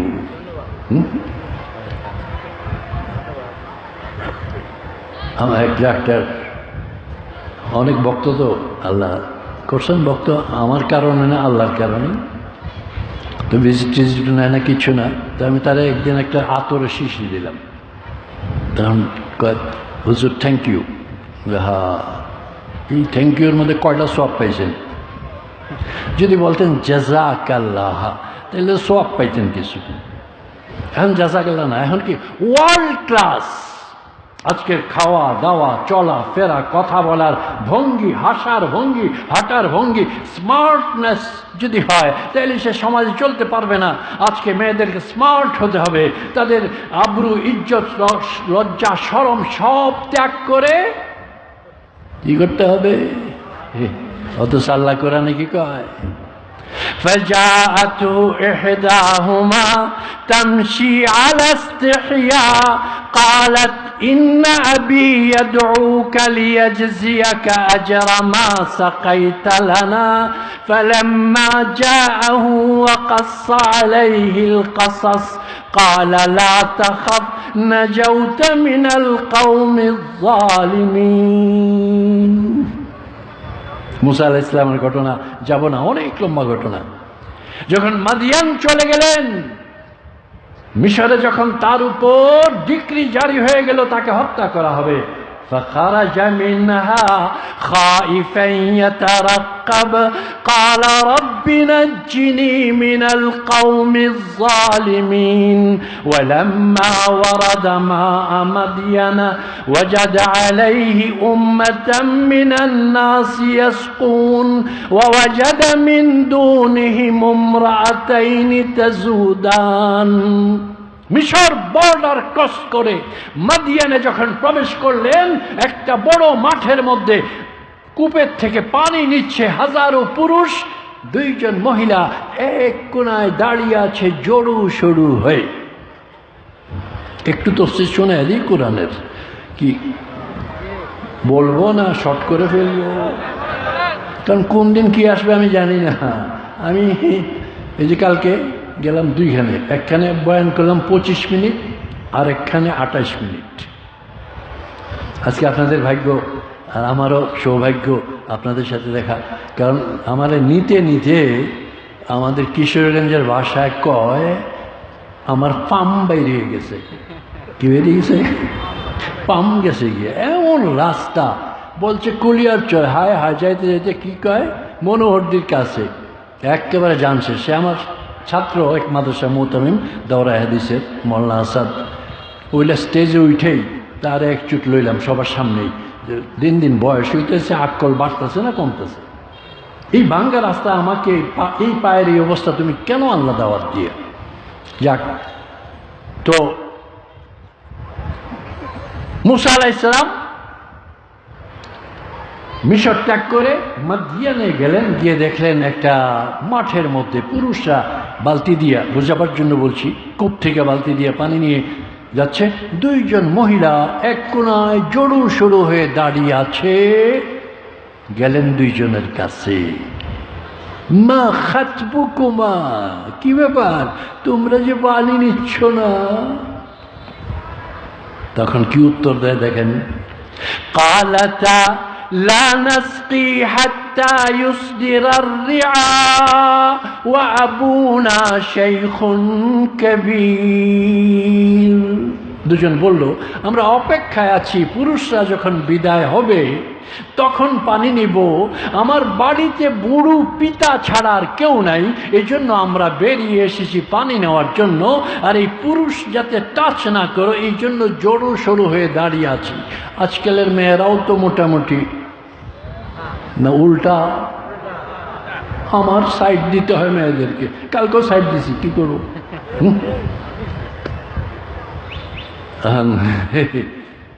আজকে কেন এত আসতেছে আল্লাহ জানে। খতিবে আজমের নাম শুনছেন কিনা? মৌলানা সিদ্দিক আহমদ রহমতুল্লাহ আলাই, যার নাম কি লকব দিছিল খতিবে আজম। আপনারা দেখেন নাই, আমার সুযোগ সময় দেখছি। উনি বহুত বড় লেকচারার ছিলেন ওই সময়। তো উনি এই বললেন, এখন সব কিছু কি হয়ে গেছে উল্টা। কিসে উল্টা? এটার একটা ঘটনা শুনাইতেন, সুন্দর মনে আছে এটার ঘটনা। এখন তো আজকাল তো হইল কি সঙ্গীত হবে, লম্বা টান দিয়া হুজুরে ছাড়বে, সবাই কইয়া উঠবে সুবহানাল্লাহ। বলছি কি কইছে? সেইটা তো কই জানতাম না। 2 টাকায় এক কুট্টি গেছে এক সভা শুনবার জন্য। সকালবেলা যখন বাড়ি যায়, এক কুট্টি আরেক কুট্টিকে জিজ্ঞেস করে, হুজুরে কি কইছে? আরে হুজুরে সাংঘাতিক কইছে। বলে সাংঘাতিক তো বুঝলাম, কি কইছে কস না? বলে তা তো কবার পারুম না, তবে এমন লাগছে যে বকরি লেদাইছে। বুঝছেন না আপনারা? আপনাদের যে বকরি আছে, বকরি লেদার সময় একটার পরে একটা ট্যাবলেট পরে কিনা দেখছেন কিনা? তো হুজুরের মুখ দিয়ে বকরি লেদার মতো একটার পর একটা কথা বেরিয়েছে। একটু বুঝছে বকরি লেদাইছে। আল্লাহ রসুল কেমনে কথা বলতেন? কানা সারদাল কালাম। আল্লাহ রসুল গুট গুট করে কথা বলতেন। হ্যাঁ, রাগিনী দিয়ে কথা বলতেন না, সুর দিয়ে কথা বলতেন না। কোরআনে পাক সুর দিয়ে পড়তেন, আর কথা তার খুতবা থাকতো খুতবার মতো, এত লম্বা খুতবাও দিতেন না। এখন এইসব কথা যদি আমি বলি, এই শাসা বালা না, এই শাসা কি সমান?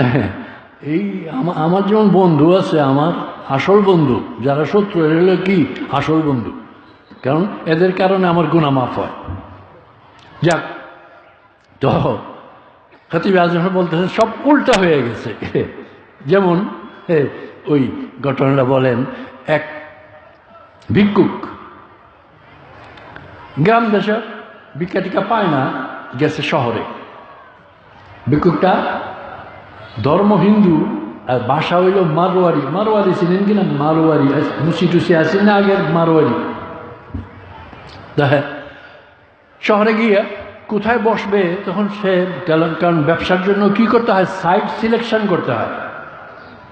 তখন দেখলো যে থানার সামনে বসি, কারণ পুলিশে ধরে ধরে আনবো, তো এরা আত্মীয় স্বজন কিছু দান দক্ষিণা করবো চলবার লেগে, বইসে থানার সামনে বইসে সে কালেকশন করে, চান্দা কি কয়, সোয়াল করে তার ভাষায়, একটু পয়সা দেলা দে রে রাম, একটু পয়সা দেলা দে রে রাম। রাম কয় না, এরা একটু পয়সা দেলা দে রে রাম। রাম একটা পয়সা দেওয়া দাও। মোটামুটি ভালোই হয়েছে। এদিকে চাই দেখেছে সূর্য ডুবে ডুবে বাড়ি 3 মাইল দূর। তো ওই সময় তো টমটম আসিল, অটো রিক্সাও তো আসিল নাকি, এখন যাবে কেমনি? তখন সে চিন্তা করলো, রামের কাছে চাইলাম, মোটামুটি ভালোই পাইলাম, তো রামের কাছে যদি একটা ঘোড়া চাই, তাহলে ঘোড়ায় চড়িয়া আমি বাড়িতে চলিয়া যাইব। বুঝতেছেন কিনা কথা কিছু? রামের কাছে একটু ঘোড়া দেলা দে রে রাম, একটু ঘোড়া দেলা দে রে রাম, রাম আমার একটা ঘোড়া দেওয়া দাও। হঠাৎ চেয়ে দেখে যে থানার যে দারোগা বাবু, কি কয় ওসি নাকি, দারোগা বাবুটাকে, এই ভিক্ষুক এদিকে। তো আগে তো পুলিশ টুলিশ দেখলে মোটামুটি পায়জামা নষ্ট হইত, এখন কি ম্যানেজ সিস্টেম। তো ডাক দিছে, দৌড়ে হতম দৌড়ে আসছে, হ্যাঁ বাবু বাবু, এই দেখ আমার ঘুড়িটার প্রসব হয়েছে, একটা বাচ্চা হয়েছে, এটাতে ঘাড়ে উঠাইয়া আমার বাড়িতে এনে দিয়ে আয়। চাইছিল কি ঘোড়া উঠতে কই যাব, বাড়ি যাইব, ঘোড়া উঠছে কই, তার কান্দে। তখন ঘোড়ার বাচ্চা লইয়া যায় আর কয়, উল্টা সমঝিলা রে রাম, উল্টা সমঝিলা রে রাম। রাম তুমি তো উল্টা বুঝছো, আমি চাইছিলাম ঘোড়া চড়তাম, ঘোড়ারে আমার উপরে চড়াই দিছে। আজকে অবস্থা এই, আজকে পাসিং দিতে হয় মেয়েদেরকে, কেন? তাহলে লেডিজ ফার্স্ট। এটার উপর ওয়াজ এখন আর করবো না, কারণ 1 ঘন্টা হয়ে যাচ্ছে, একেবারে পুরো 1 ঘন্টা হয়ে গেছে। আর অনেক বক্তারা আছেন, এরা মনে মনে আমার বদদুয়া দিব, কাজে বদদুয়া দরকার নাই। আজকে এই পর্যন্তই রইল যে হযরতে মূসা আলাইহিস সালাম এই 2 জনের কাছে গিয়ে জিজ্ঞেস করলেন। তারা বলল যে পুরুষ যতক্ষণ বিদায় না হয়েছে, বাড়িতে বুড়ো বাপ মূসা আলাইহিস সালাম বালতি নিয়ে একেবারে, কারণ 1 বক্স নিয়ে, মনে আছে কিনা, ফাকাদা আলাই। তো যখন বুড়ে দিলেন সব কিছু, তখন যখন মিশর থেকে আসছেন মাদিয়ান পর্যন্ত, রাস্তায় তো হোটেল টোটেল আসিল, কিছুই নেই। তখন খবর হয়েছে যে মাইজ ভান্ডার খালি। মাইজ ভান্ডার বুঝুন কিনা? মাইজ অর্থ মধ্য, ভান্ডার অর্থ জিনিস রাখে, এটার কি বলে? ভান্ডার। তো মাইজ ভান্ডার কোনটা? পেট। মাইজ ভান্ডার খালি। হ্যাঁ, আল্লাহ কোরআনে পাক এখন ওই আয়াত পড়ব না, ওই ছায়া গিয়া একটু হেলাইয়া কইলেন, রাব্বি ইন্নী লিমা আনজালতা ইলাইয়া মিন খাইরিন ফাকির। হে রব, কিছু দাও, পেটে খিদা লাগছে। 2 মহিলার বিদায় করে দিছিলেন, কার কাছে চাইছে? এমপি সাহেবের কাছে, প্রধানমন্ত্রীর কাছে। রাব্বি, দুয়ার সাথে সাথে কবুল। চাইয়া দেখেন ওই 2 মহিলার 1 মহিলা আসতেছে। কেমনে আসতেছে এটি বুঝাইতেছি, কি নির্লজ্জ আর সলজ্জ। নির্লজ্জ আর কি সলজ্জ। আল্লাহ বলেন কেমনে আইতেছে, فجاءته إحداهما تمشي على استحياء। 2 জনের একজন আসতেছে সাইকেলে সওয়ার হইয়া, হুন্ডায় সওয়ার হইয়া। ইস্তিহিয়া, লজ্জাবনত মস্তিষ্কে। লজ্জার হাঁটা আর নির্লজ্জের হাঁটার মধ্যে পার্থক্য আছে কি না? যাক, ওই ব্যাখ্যা আর করবো না এখন। তো এখন আমি ইন্না হাযাল কোরআন ইয়াহদি লিল্লাতী হিয়া আকওয়াম যে আয়াতটা পড়ছিলাম, যে আজকে আমাদের এই দুর্দশা কেন? কোরআন ছেড়ে দেওয়ার কারণে। আজকে কোরআনের বিধিবিধান বাস্তব আমার ব্যক্তি জীবনে, পারিবারিক জীবনে, ব্যবসায়িক জীবনে, রাষ্ট্রীয় জীবনে, সামাজিক জীবনে, অর্থনৈতিক জীবনে, জীবনের যতগুলো সেক্টর আছে সবগুলোর সমাধান কোরআনে পাকের মধ্যে ছিল। কিন্তু আজকে আমরা ওই কোরআনকে ছেড়ে দেওয়ার কারণে আমাদের জীবনে শুধু শান্তি আর শান্তি আর শান্তি, অশান্তি। কাজেই আবার শান্তি ফিরে পেতে হলে আবার কোরআনকে ধারণ করুন, শান্তি আসবে মুসলিমদেরও অমুসলিমদেরও। আল্লাহ তাআলা আমাকে আপনাদেরকে আমল করার তৌফিক দান করুন, আমিন। ওয়া আখিরু দাওয়ানা আসসালামু আলাইকুম। লক্ষ লক্ষ মানুষ আল্লাহু আকবার আল্লাহ সবাই তওয়াফ করতেছে আল্লাহ সুন্দর পরিবেশ সুন্দর পরিবেশ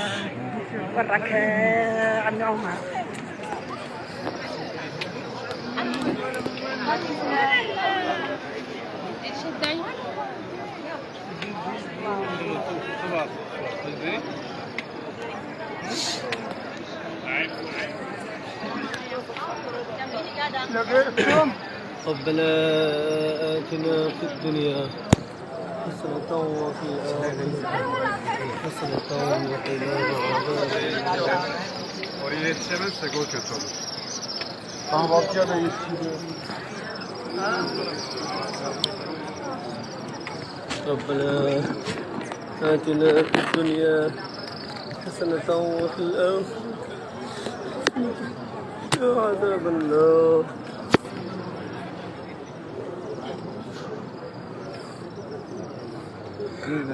ربنا آتنا في الدنيا حسنة وفي الآخرة حسنة وقنا عذاب النار.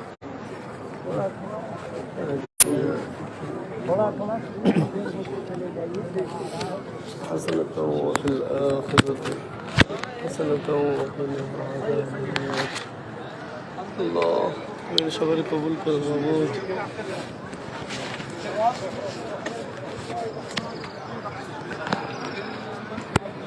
العالمين من شر قبول كر الله. ربنا آتنا في الدنيا حسنة وفي الآخرة حسنة وقنا عذاب النار وأدخلنا الجنة مع الأبرار. سبحان الله الحمد لله ولا إله إلا الله الله أكبر ولا حول ولا قوة إلا بالله.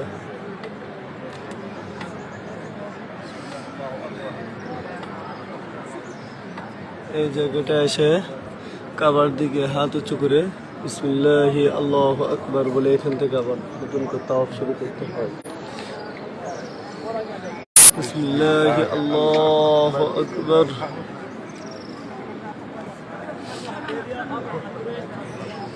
ربنا آتنا في الدنيا حسنة وفي الآخرة حسنة وقنا عذاب النار. بسم الله والصلاة والسلام على رسول الله. اللهم صل على محمد وعلى آل محمد كما صليت على إبراهيم وعلى آل إبراهيم إنك حميد مجيد.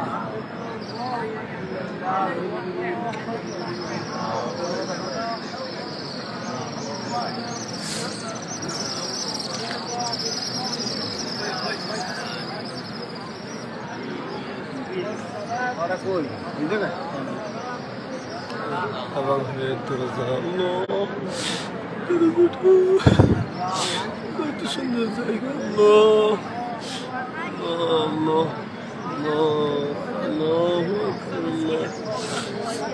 ربنا آتنا في الدنيا حسنة وفي الآخرة حسنة وقنا عذاب النار. ربنا آتنا في الدنيا حسنة وفي الآخرة حسنة وقنا عذاب النار.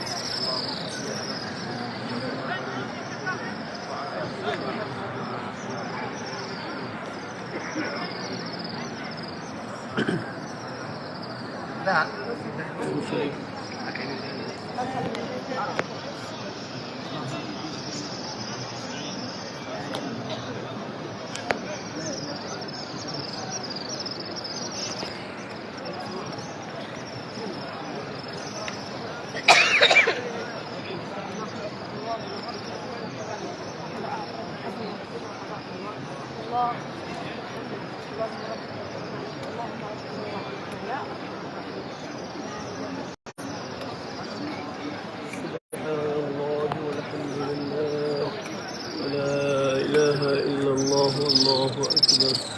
ربنا آتنا في الدنيا حسنة وفي الآخرة حسنة وقنا عذاب النار. وأدخلنا الجنة مع الأبرار برحمتك يا عزيز يا غفار يا رب العالمين.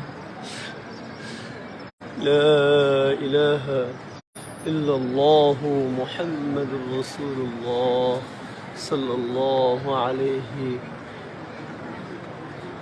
وعلى آله وأصحابه وسلم.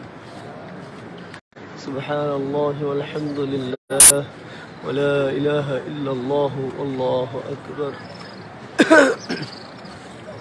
ولا حول ولا قوة إلا بالله العلي العظيم. بسم الله الرحمن الرحيم. ربنا آتنا في الدنيا حسنة وفي الآخرة حسنة وقنا عذاب النار.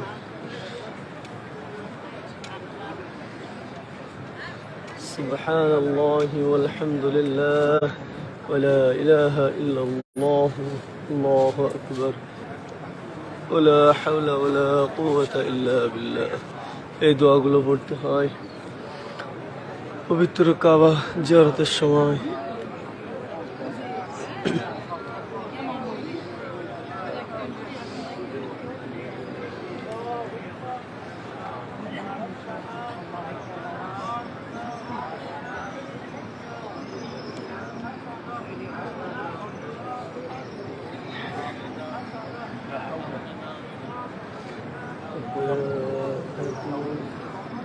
الدنيا حسنة وفي الآخرة حسنة وقنا عذاب النار.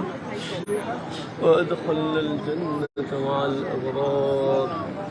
سبحان الله والحمد لله ولا إله إلا الله الله أكبر.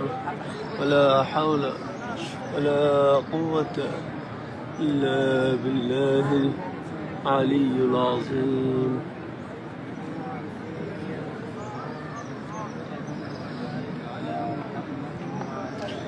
ربنا آتنا في الدنيا حسنة وفي الآخرة حسنة وقنا عذاب النار. وأدخلنا الجنة مع الأبرار برحمتك يا عزيز يا غفار يا رب العالمين.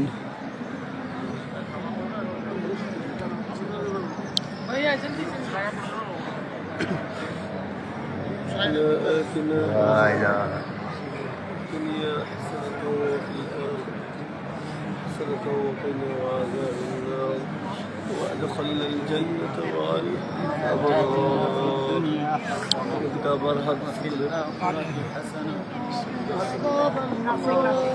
بسم الله الله أكبر. بسم الله الله أكبر.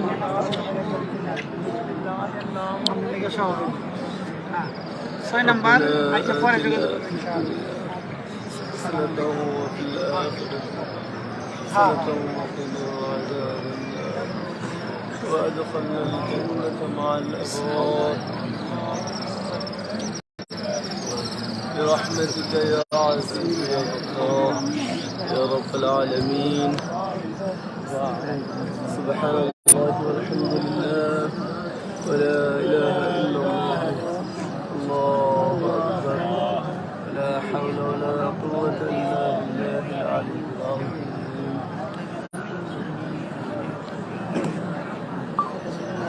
بسم الله الرحمن الرحيم.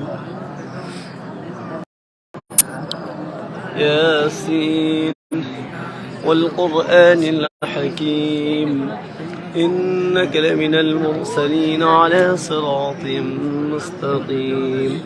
تنزيل العزيز الرحيم لتنذر قوما ما أنذر آباؤهم فهم غافلون. لقد حق القول على أكثرهم فهم لا يؤمنون. إنا جعلنا في أعناقهم أغلالا فهي الأذقان فهم مقمحون وجعلنا من بين أيديهم سدا ومن خلفهم سدا فأغشيناهم فهم لا يبصرون سواء عليهم أنذرتهم أم لم تنذرهم لا يؤمنون إنما تنذر من اتبع الذكر وخشي الرحمن بالغيب فبشره بمغفرة وأجر كريم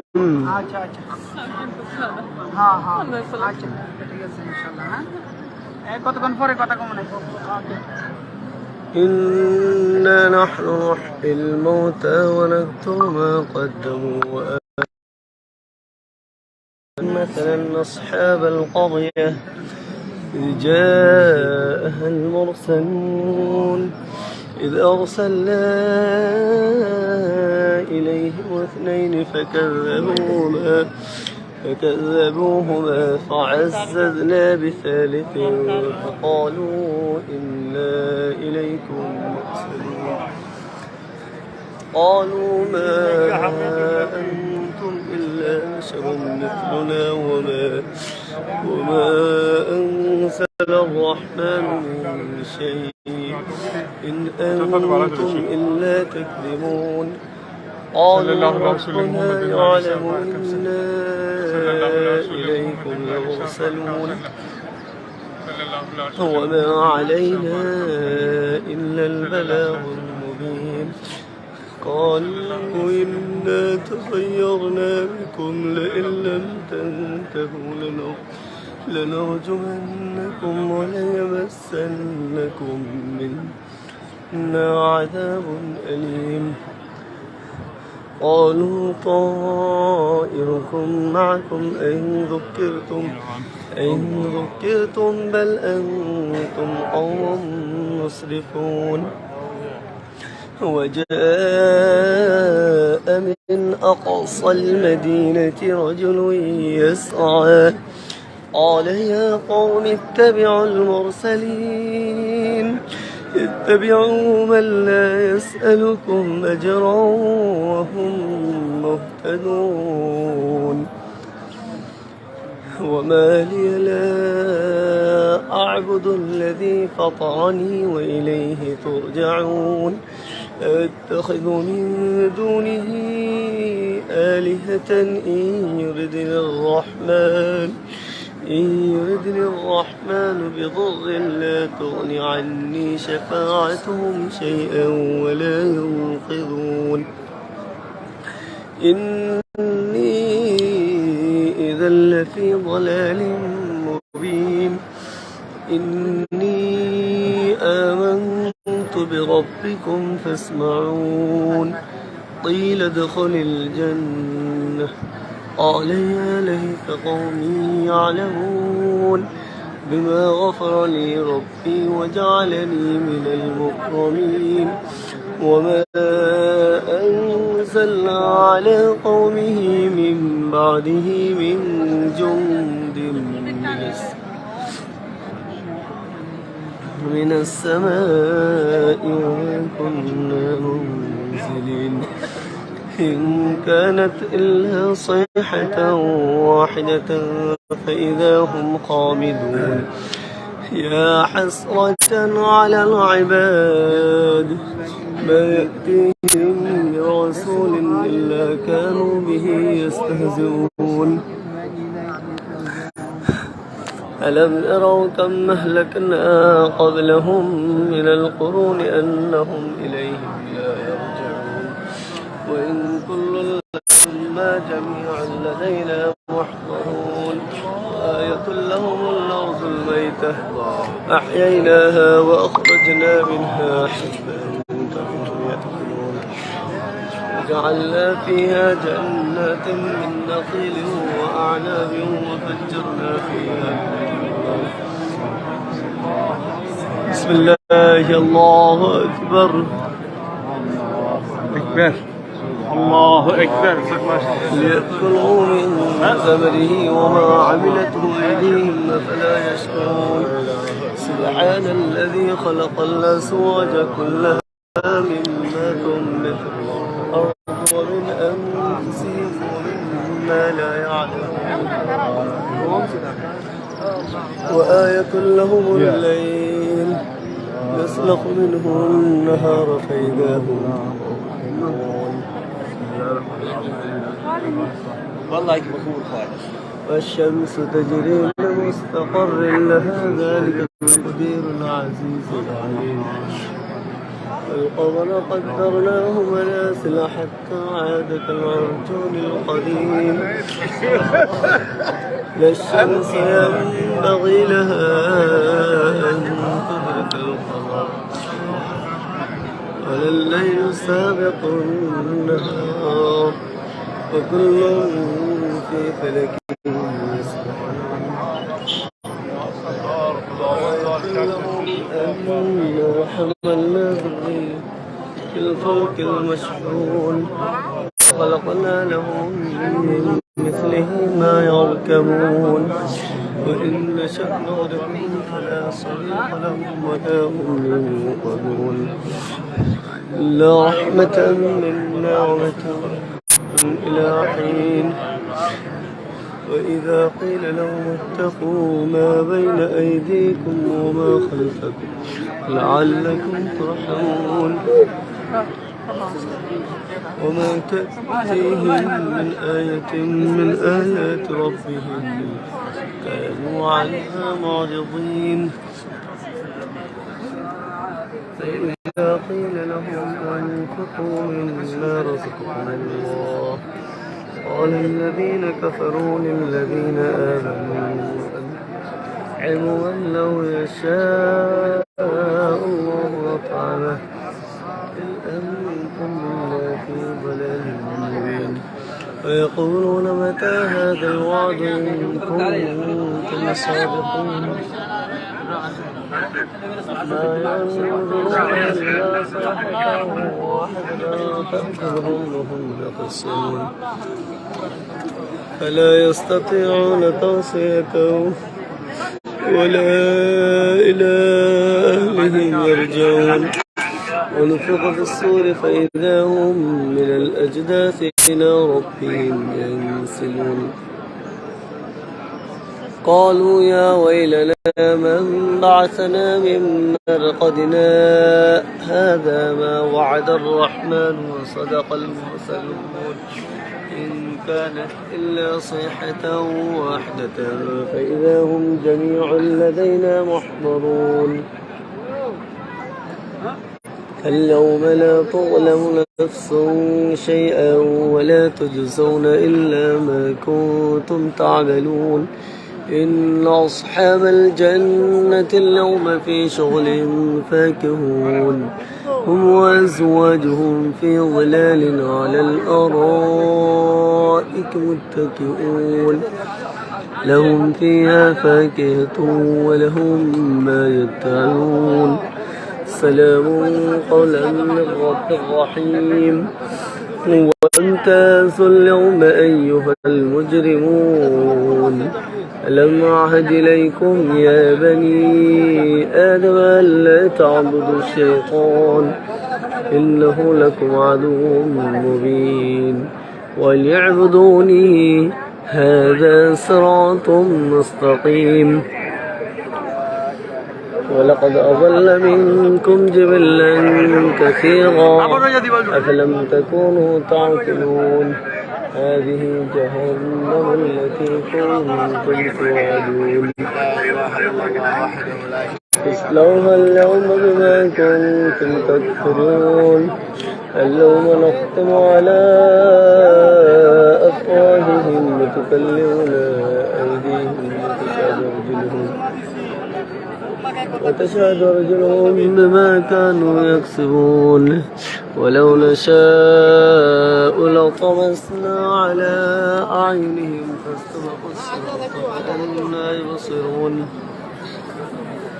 ولو نشاء لمسخناهم على مكانتهم فاستطاعوا مضيا ولا يرجعون ومن نعمره ننكسه في الخلق أفلا يعقلون وما علمناه الشعر وما ينبغي له إن هو إلا ذكر لينذر من كان حيا ويحق القول على الكافرين أولم يروا أنا خلقنا لهم مما عملت أيدينا أنعاما فهم لها مالكون وذللناها لهم فمنها ركوبهم ومنها يأكلون لهم فيها منافع ومشارب أفلا يشكرون واتخذوا من دون الله آلهة لعلهم ينصرون لا يستطيعون نصرهم وهم لهم جند محضرون فلا يحزنك قولهم إنا نعلم ما يسرون وما يعلنون أولم ير الإنسان أنا خلقناه من نطفة فإذا هو خصيم مبين وضرب لنا مثلا ونسي خلقه قال من يحيي العظام وهي رميم قل يحييها الذي أنشأها أول مرة وهو بكل خلق عليم الذي جعل لكم من الشجر الأخضر نارا فإذا أنتم منه توقدون أوليس الذي خلق السماوات والأرض بقادر على أن يخلق مثلهم بلى وهو الخلاق العليم إنما أمره إذا أراد شيئا أن يقول له كن فيكون فسبحان الذي بيده ملكوت كل شيء وإليه ترجعون الله এবারে সে কাবায় হাতিমের ভিতরে যারা এখানে দুই রাকাত নামাজ পড়ে আল্লাহর কাছে চাইবে আল্লাহ কবুল করে নেয় দোয়াগুলি হাতিমের ভিতরে এখন ঢুকবো ইনশাআল্লাহ দুই রাকাত নামাজের জন্য ঢুকবো ইনশাআল্লাহ আল্লাহ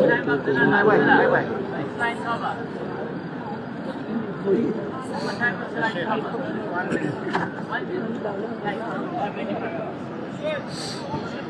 दावत पे लाखों सलाम मुस्तफा जाने रहमत पे लाखों सलाम शमाए बज़ में हिदायत पे लाखों सलाम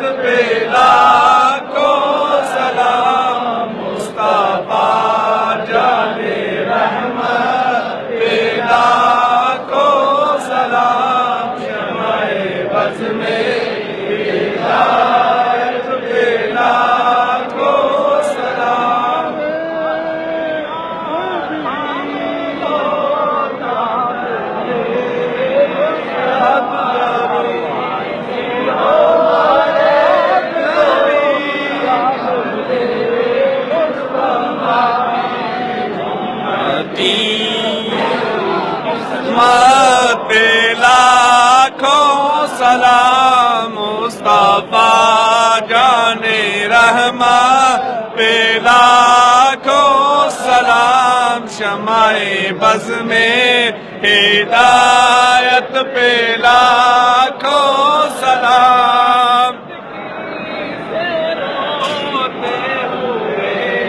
हंस पड़े